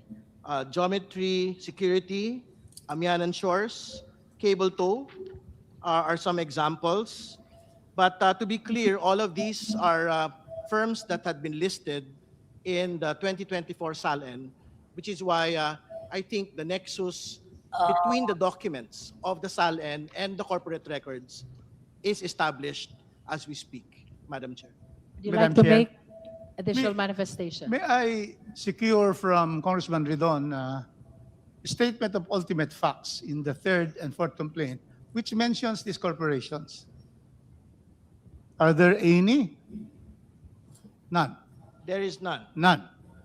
Second, are there annexes that would show in the third and fourth complaint that would, mention and that would pertain to why you're going to ask for subpoena ducis tecum to the SSC and for the records there? Are there annexes in the complaint? There is none. Madam Chair, clearly this will be the biggest fishing fleet expedition that we are doing. Because it was, we only deal with ultimate facts. In fact, we are trying here to determine whether there is violation of the 6 grounds of the Constitution as stated in the 2 complaints. And so therefore, how can we have that, Madam Chair? So that's the first one. Secondly, did I hear from you that you want records from a law office? I heard something because this is new to us. This is a surprise to us, all of us here, that they are now a subpoena for entities that are not included in the complaint. So are you saying there's something about a law office? To be clear, these are in the SALN of the Vice President for 2023 and 2024. So I think there is nothing that prevents this committee from basically issuing subpoenas on documents that are actually public documents, Madam Chair. No, I'm asking specifically. There was a statement. You're asking for subpoena for a law office. Yes, because our assumption is that this is an incorporated law office because it was stated as one of the business interests of the Vice President in her SALN. Aware of the privilege communication between lawyers and client? This will exactly violate that provision of privilege. You cannot subpoena law firms for representing a person either accused or in impeachment cases. How can we subpoena a law firm for acting as a lawyer for the Vice President? Can you give us a reason why we should subpoena law firms under the rules of court and under the Code of Professional Responsibility? We cannot subpoena records of a law firm. Sure, court records or communications between clients and the lawyers are absolutely privileged communications. But if this particular law firm is an incorporated entity within the Securities and Exchange Commission and had been submitting annual audited financial statements year after year and general information sheets, I don't think we are precluded as a committee, as an impeachment proceeding, from requesting these particular documents. We are not talking about conversations between the clients of Duterte Carpio or Carpio lawyers. We are talking about their financial output year on year. And to be clear, this is precisely the justification of supporters of the Vice President as to why her net worth, had ballooned to 88 million as against a computed cumulative salary of 30 to 40 million pesos. So I don't think there is reason to, in fact, object to getting all of these financial documents, whether from a corporation or whether from a law firm that is supposedly registered in the Securities and Exchange Commission. Madam Chair, May I call the Honorable Jokno first? perhaps it would be more prudent if we could have the motion of Representative Ridon in writing so that we can consider all the angles and the aspects to that request.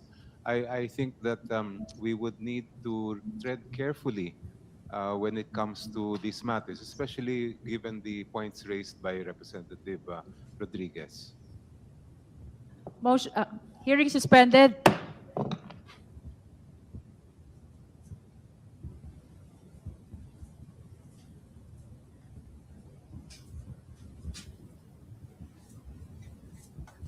Tata Jack, mag-comment ka?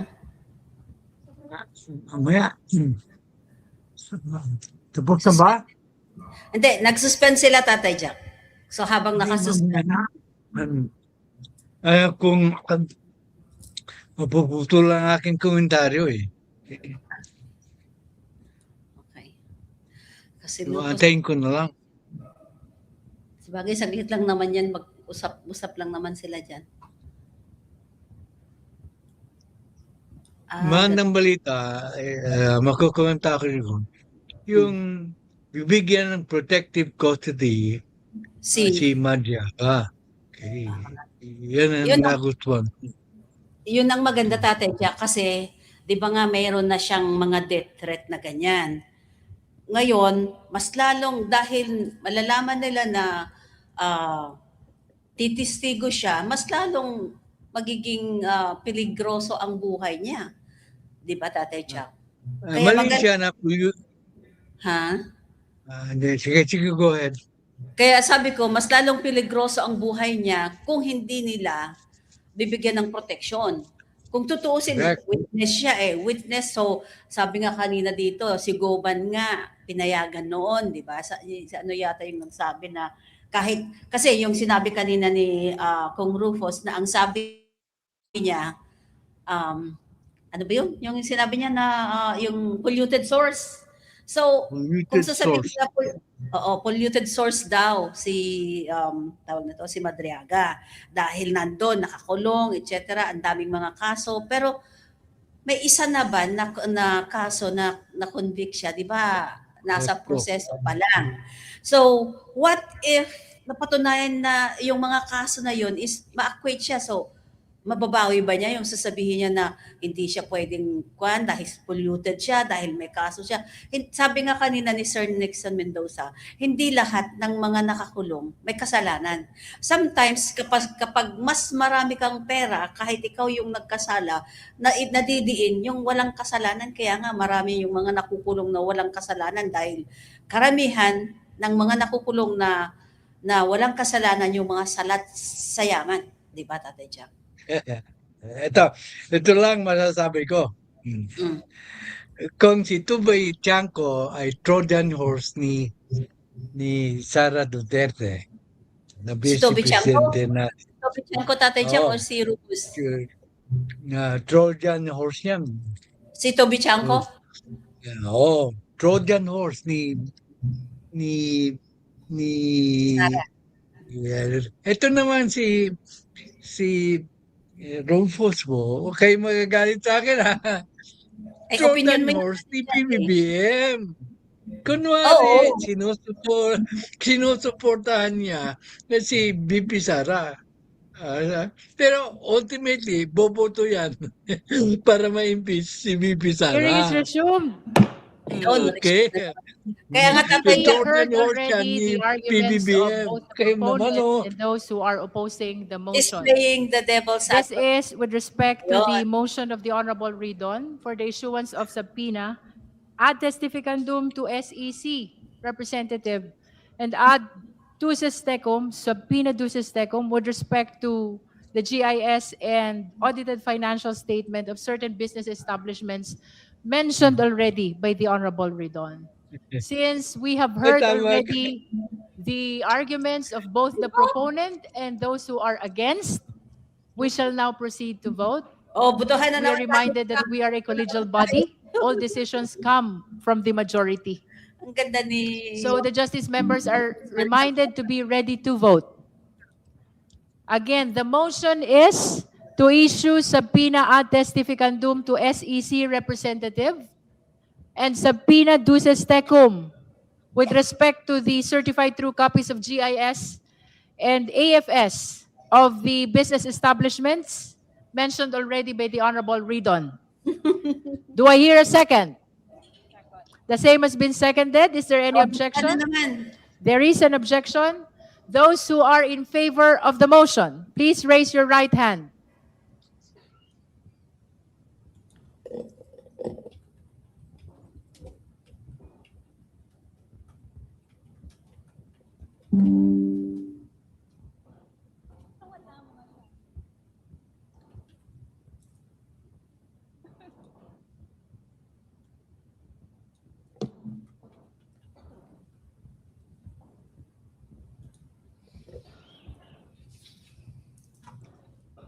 You may put down your hands. Those who are not in favor of the motion, please raise your right hand.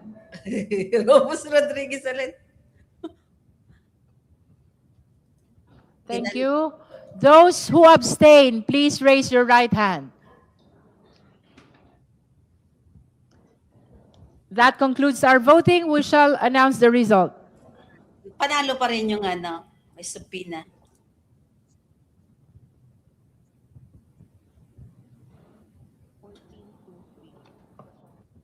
With 14 votes in the affirmative, 2 in the negative, and 3 abstention. Ay, bakit nawala The na? motion is hereby declared granted. The committee secretariat is directed to issue the necessary subpoena ad testificandum to the representative of SEC and subpoena duces tecum for the production of GIS and AFS of the business establishments mentioned in the motion of the Honorable Ridon. So ruled.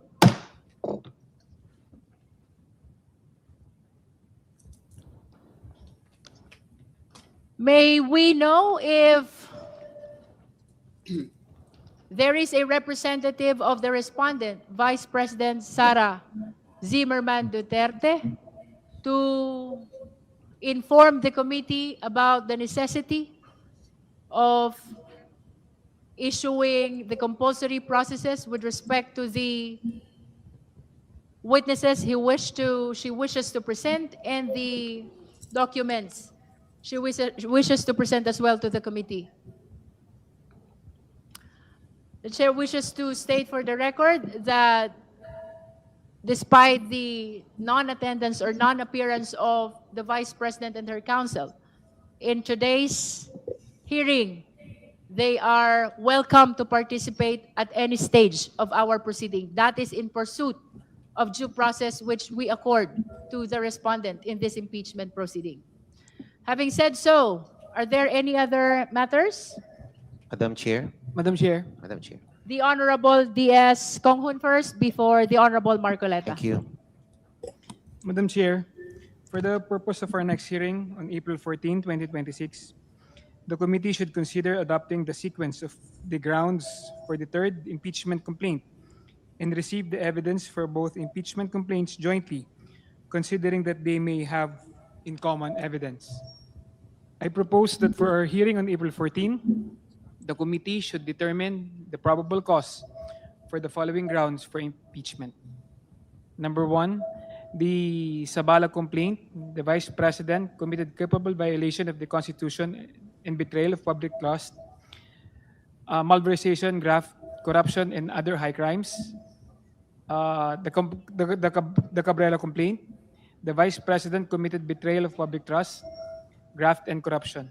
Number two, for the Sabala complaint, the Vice President committed culpable violation of the Constitution and betrayed the public trust by committing malversation, grafts, corruption, and other high crimes. The Cabrera complaint, VP Duterte committed graft and corruption, bribery, procurement irregularities, and command responsibility. Number three, that VP Duterte committed capable violations of the Constitution and betrayed the public trust by corrupting and bribing officials of the Department of Education. And for the Cabrera complaint, that the Vice President committed bribery, procurement irregularities related to corruption in the Department of Education. Madam Chair. Yun yung sa April 14. May we confirm if that is your motion already, the Honorable D.S. Konghun? Yes, Madam Chair. So there is I a move. motion to adopt the sequence of topics already read by the Honorable D.S. Konghun for the purpose of our determination of probable cause. Madam Chair, The Honorable De Lima. it was not quite clear to me which specific grounds indeed are to be first tackled for the April 14 hearing. The movant or the proponent actually made mention about culpable violation of the Constitution, betrayal of public trust. But which of these specific grounds? The first ground, I'm talking about the Cabrera, the Saballa et al. Complaint. The first ground is about the anomalous disbursement of confidential funds for the OVP. The second is anomalous disbursements of confidential funds for the DepEd. And the third ground is bribery and other graft and corruption. And those three grounds are actually covered by the 5 motions for subpoena that I put forward and already approved. So those witnesses, those resource persons, subject of the subpoena, will be tackling these first 3.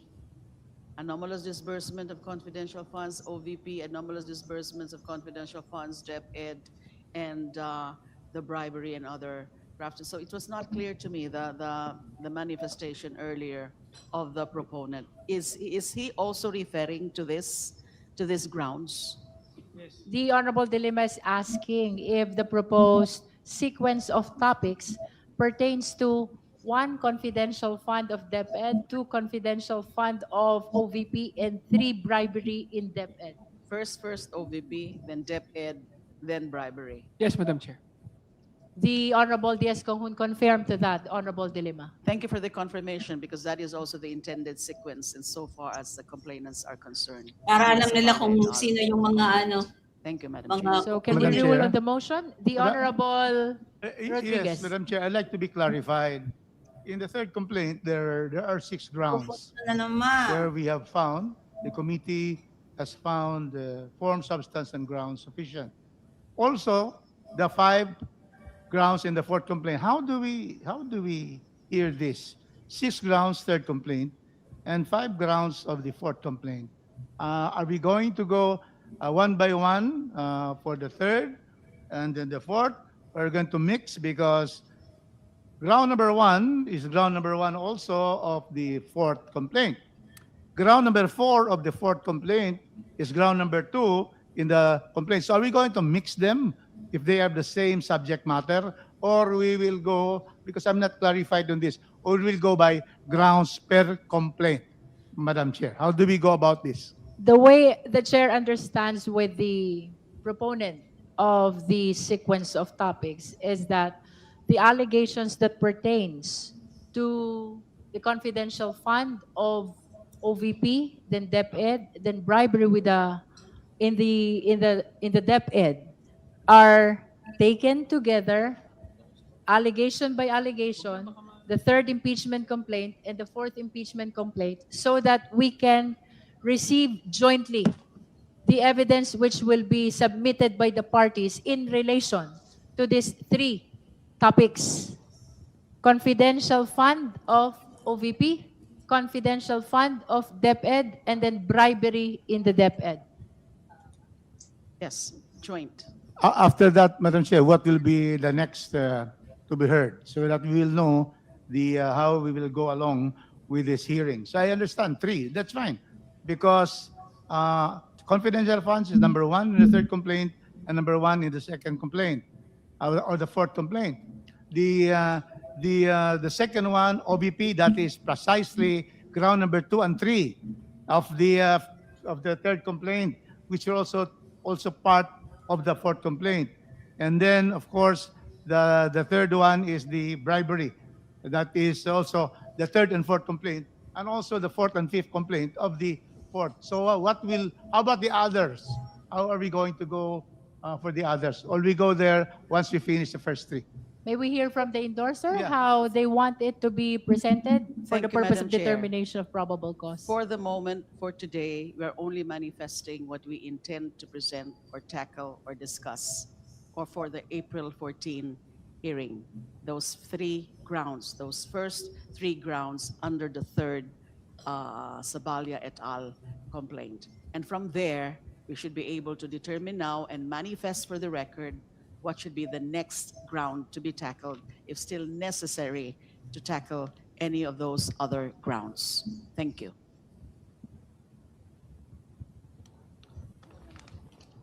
There is a pending motion to adopt the sequence of topics proposed by the Honorable D.S. Konghun. Do I hear a second? The same has been seconded. Is there any objection? Hearing none, the motion is granted. The sequence of topics as proposed by the Honorable D.S. Konghun is hereby adopted. Madam The Honorable Marcoleta. Thank you, Madam Chair. Madam Chair, if you may I make a manifestation regards to my observation on how the rules You may proceed. on how the rules were applied between the Marcos and the Duterte complaints. Marcos and Duterte na naman. Diyos mio. There Chair. appears to be Madam inconsistency Chair. in The Honorable application Point of rules. order. We of course respect There's the a right. point of order, Honorable Marcoleta. We have to hear it first. The Honorable Dilima. We of course respect the right of even a non-member to make any manifestations, manifestations that are relevant to the issues at hand. Now, those matters have been tackled already, exhaustively discussed in the course of the proceedings for the determination in substance, sufficiency in substance, as well as the determination of sufficient grounds. That issue has been resurrected a few times already. Resurrected. And even the Honorable Chair has actually refuted that point, that there is no different treatment. And if there's any different treatment, it's because it's mandated or it's called for, necessitated by the specific facts of these cases. So there's no point further to further touch on this matter. Madam so Chair. I move that we do not allow Madam the Chair. Honorable Marcoleta to With all press due further. respect to the Honorable Marcoleta, the point of order is sustained. Madam Chair, may I appeal? Please make sure that your manifestation is germane Yes, to ma'am, our because- current impeachment proceedings. Because Please be reminded ma'am. not to move back. We have Yes, to ma'am. move forward. Every now and then the issue of due process comes up, and we will always go back on the fair application of the rules between the Marcos and the Sara Duterte complaints. I'm just making an observation, Bless you. Madam Chair, and I think I should not be precluded from With all due making my respect, observation. Honorable Marcoleta, a point of order has been raised and the same has been sustained. So I hope we will conclude on our manifestation pertaining to the alleged double standard. Please shift to other manifestation which are germane to our standard na naman. current discussion in this impeachment proceeding. Okay, ma'am. May I proceed to what Congressman Rufus made earlier regarding the nexus to impeachable ground? That nexus pertaining to the motion for issuance of subpoena to the representative of SEC has been ruled upon as well, Honorable Marcoleta, with all due respect. Okay, so I am precluded from making any manifestations as a member of the House? It is precisely because the manifestations which are being raised are issues which have been ruled upon by the committee already. Yes, ma'am, but due process prevails at any stage of the impeachment process. So, wala naman po sigurong masama sa But please manifestation. confine your manifestations to the current subject matter of our impeachment Out of proceeding. topic Please na do not go back. The majority of the Justice Committee ruled already on the issue that you are raising. Let us respect the decision of the majority. Yes, ma'am. Just a comparo between the two complaints sana, if I may be allowed. That is going back again to the issue of double standard. With all due respect, Honorable Marcoleta. I defer to the authority of the chair. Thank you. Thank you. Thank you. Just for the record, if the lawyers or the respondent is present in today's hearing, they are welcome to read to the committee the witnesses they intend to present for the purpose of the determination of probable cause. That is for the record. Now, if there are no other matters which the members of the Justice Committee wish to raise, Madam Chair, the Honorable De Lima. one other matter. I think this committee needs to anticipate any eventuality that between now and the next scheduled hearing, which I understand is on April 14, That's correct.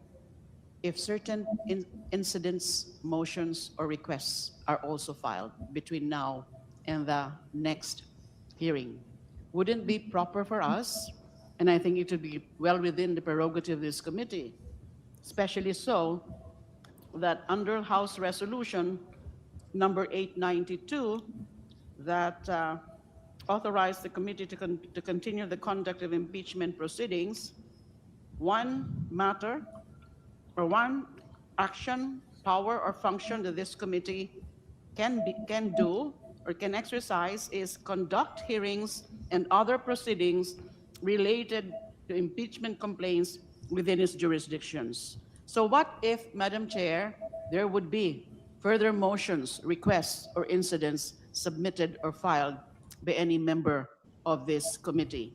Wouldn't it be proper for us that this committee be allowed to hold meetings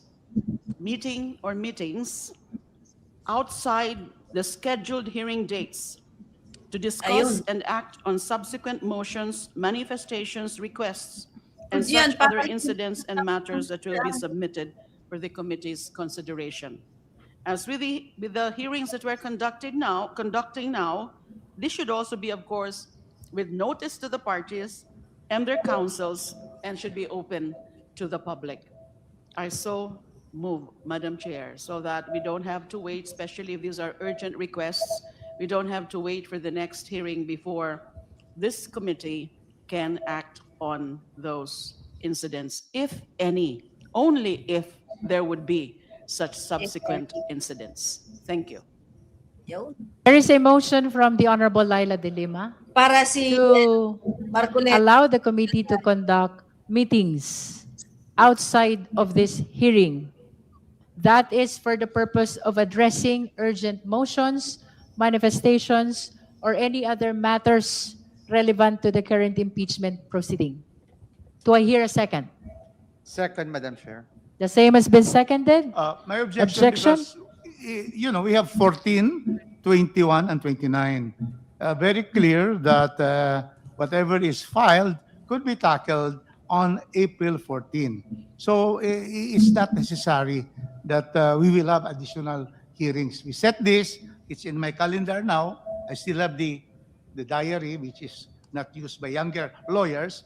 But I think we have set already 14 to 29. So let us just, that is, also a premature speculation that there may be motions. And all motions will be tackled when it is filed on April 14. Thank you, Madam Chair. Ayaw niya ng With that, then we shall proceed to vote. There is a Chair, motion. Madam Chair, The just a Honorable Tino. clarificatory question. This is your clarificatory So question. distinction between meeting and hearing. So the meetings will, if I understand correctly, will still be open to the public, and they will still require quorum so that any Di parang motions ganyan, and so on will be considered valid Ay, nako. actions of the committee. Is that correct? Let's hear from the Chair? proponent.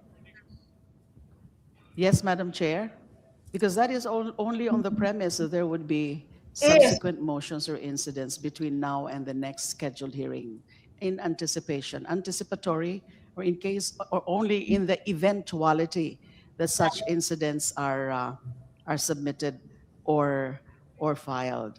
And it's a given that there would be a quorum, a quorum would be required, and that it would be open to the public. It's a given. But this is meeting, we can consider it a special meeting outside of the scheduled evidentiary hearings, which would start Extra. in April 14. Extra meeting. That is my motion, Madam Chair, my point. Thank Madam you. Chair. Does that satisfy the Honorable Tino? Madam Chair. The Honorable Adjong. Thank you, Madam Chair. Madam Chair, does the committee already have that mandate or authority to exercise calling for an emergency meeting should there be a need to do that without necessarily the committee adopting a resolution? That's number one. Number two, Madam Chair, is I do agree with Manong Rufus that there are already indicated dates for the committee to conduct the next committee hearings. And if we are to, again, anticipate, for example, that there will be an additional hearings for the committee to conduct, that would also indicate the need for this committee for a 3-day notice ruling, Madam Chair. So we don't actually know exactly when would be the additional between the interval, in the interval in between dates that have already been identified by the committee. So again, Madam Chair, if there's already that authority by the committee chairperson to exercise calling for an emergency meeting, then with all due respect to Congresswoman De Lima, there is no need for the committee to adopt such resolution. I think this is only for the purpose of addressing urgent motions, pleadings, or manifestations that the motion of the Honorable De Lima is being raised. But nevertheless, that meeting to address the urgency will still be subject to the requirement of notice, hearing, as well as quorum, and the 3-day notice rule. No? So I think it will not harm our proceeding and even the pre-scheduled hearings on the 14th, the 22nd, and the 29th. No? So can we proceed to resolve the motion? Again, my position, Madam Chair, with all due respect to Congresswoman De Lima, even if we don't adopt that resolution, the committee can already exercise that. It's already it's an inherent power of the committee to call for a special meeting. Madam Chair, my point is, let's just be very clear about it. Because yes, under the House Resolution number 892, I mentioned earlier, may I just quote again? Resolved further, that during the recess of the House of Representatives from 21 March 2026 to 3 May 2026, the House Committee on Justice is hereby authorized to continue the conduct of impeachment proceedings and exercise powers necessary and incidental thereto in the same manner and with the same force and effect as if the House of Representatives were in session, including the following. 1, conducting hearings and other proceedings related to impeachment complaints within its jurisdiction. 2, setting, scheduling, and adjusting the calendar of hearings and other related proceedings.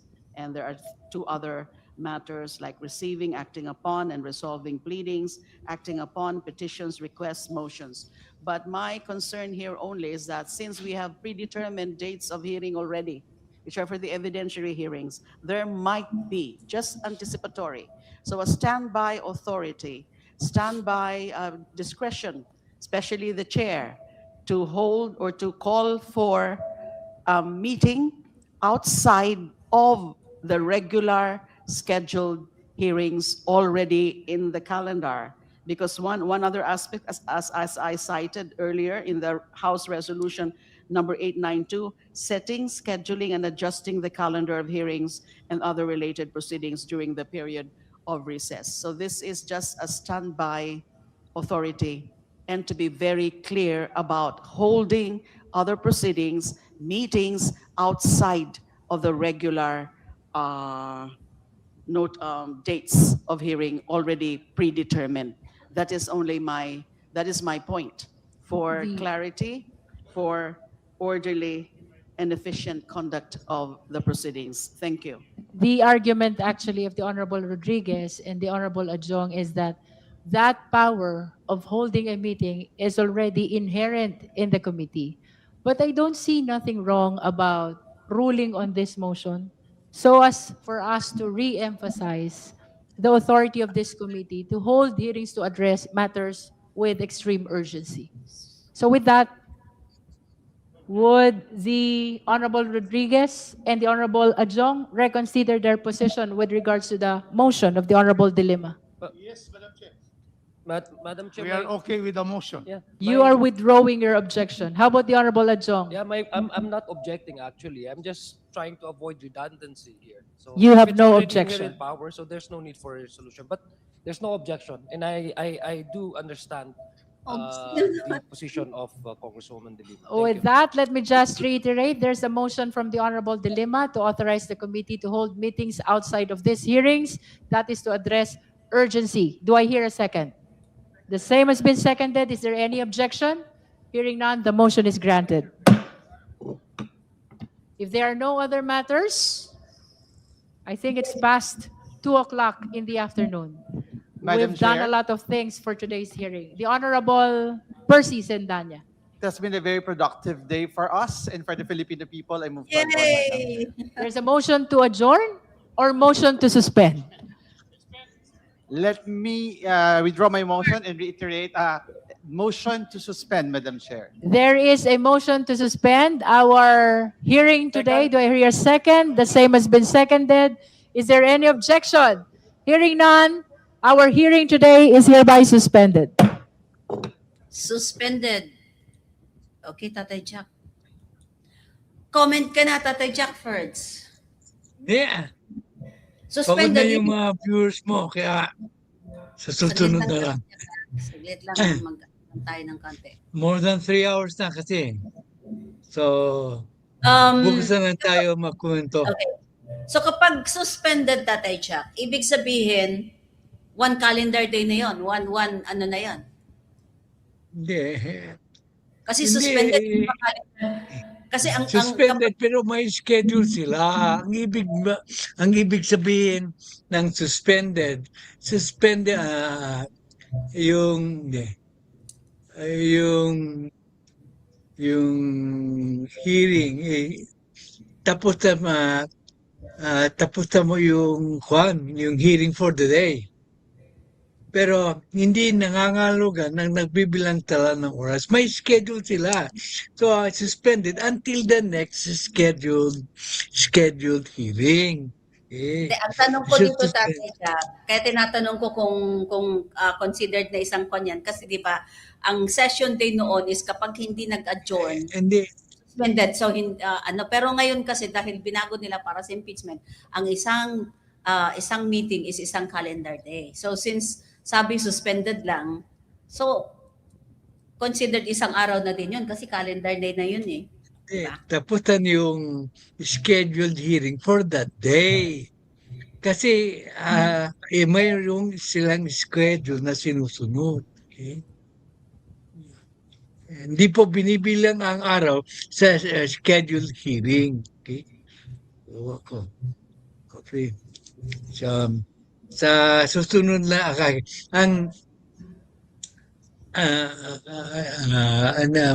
mahaba na po pag magkukwento ako, pagod na itong ating viewers. Let us go. Next time na po tayo magkukomento. Okay? 3 Okay, hours Tatay and 20 ano? Okay. Okay. Kaya ko lang kina-clarify kasi kung isang kwan yan, sa bagay, wala namang kwan yun Kung sa isa- impeachment case na yan, doon papasok na One.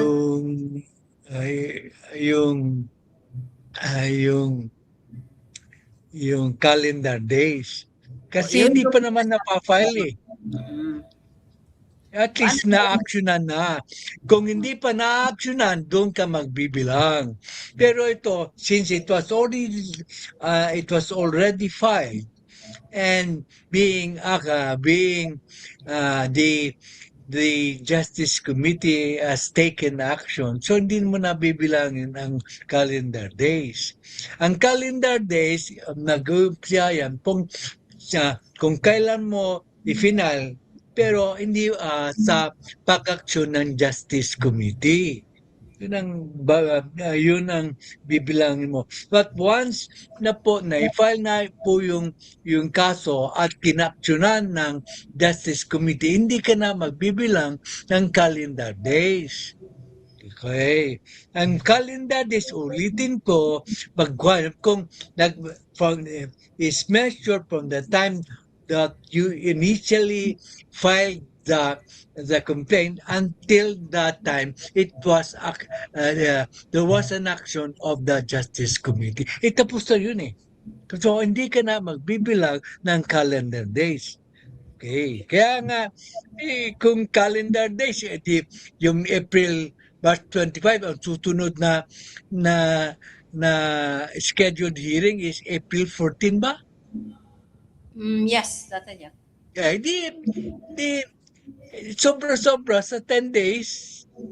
Kaya nga scheduled na yon. Ulitin ko. Okay. Ang pagbibilang ng calendar days ay from the time you file the complaint until the time that the Justice Committee hinarap yung kaso. Okay? Tapos na yun eh. Nakuha na nila. So, applicable lang yung calendar day sa session day doon sa pagpa-file. Sa pagpa-file. Pero dito sa mga ganito, pag sinabing schedule na hearing nga sila.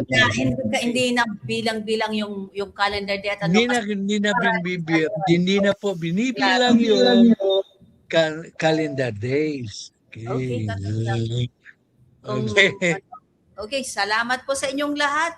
At see you tomorrow sa ating next live. Bye-bye. Kain na po yung mga Bye-bye. Kain. Thank you so much po sa Inayayahan ko yung mga DDS na umattend sa aking LS at sasagutin ko yung mga tanong nyo. Thank you so much. Okay. So thank you so much po. Bye-bye ka na, Tatay Jack. Baka hindi Bye-bye. Thank you po. Hindi pa nga ako kumakain eh. Kaya that's one of the reasons why ayaw kong magkomento. Kasi gutom na ako. Dapat, Tatay Jack, ang ginagawa mo, since nakikinig lang tayo, pwede ka namang kumakain dyan. Kasi hindi ka naman nagluluto pa nga ako eh. Yun. Kare-kare. Wow. Kare-kare ang ulam ko. Thank you so much. Bye-bye. Bye-bye.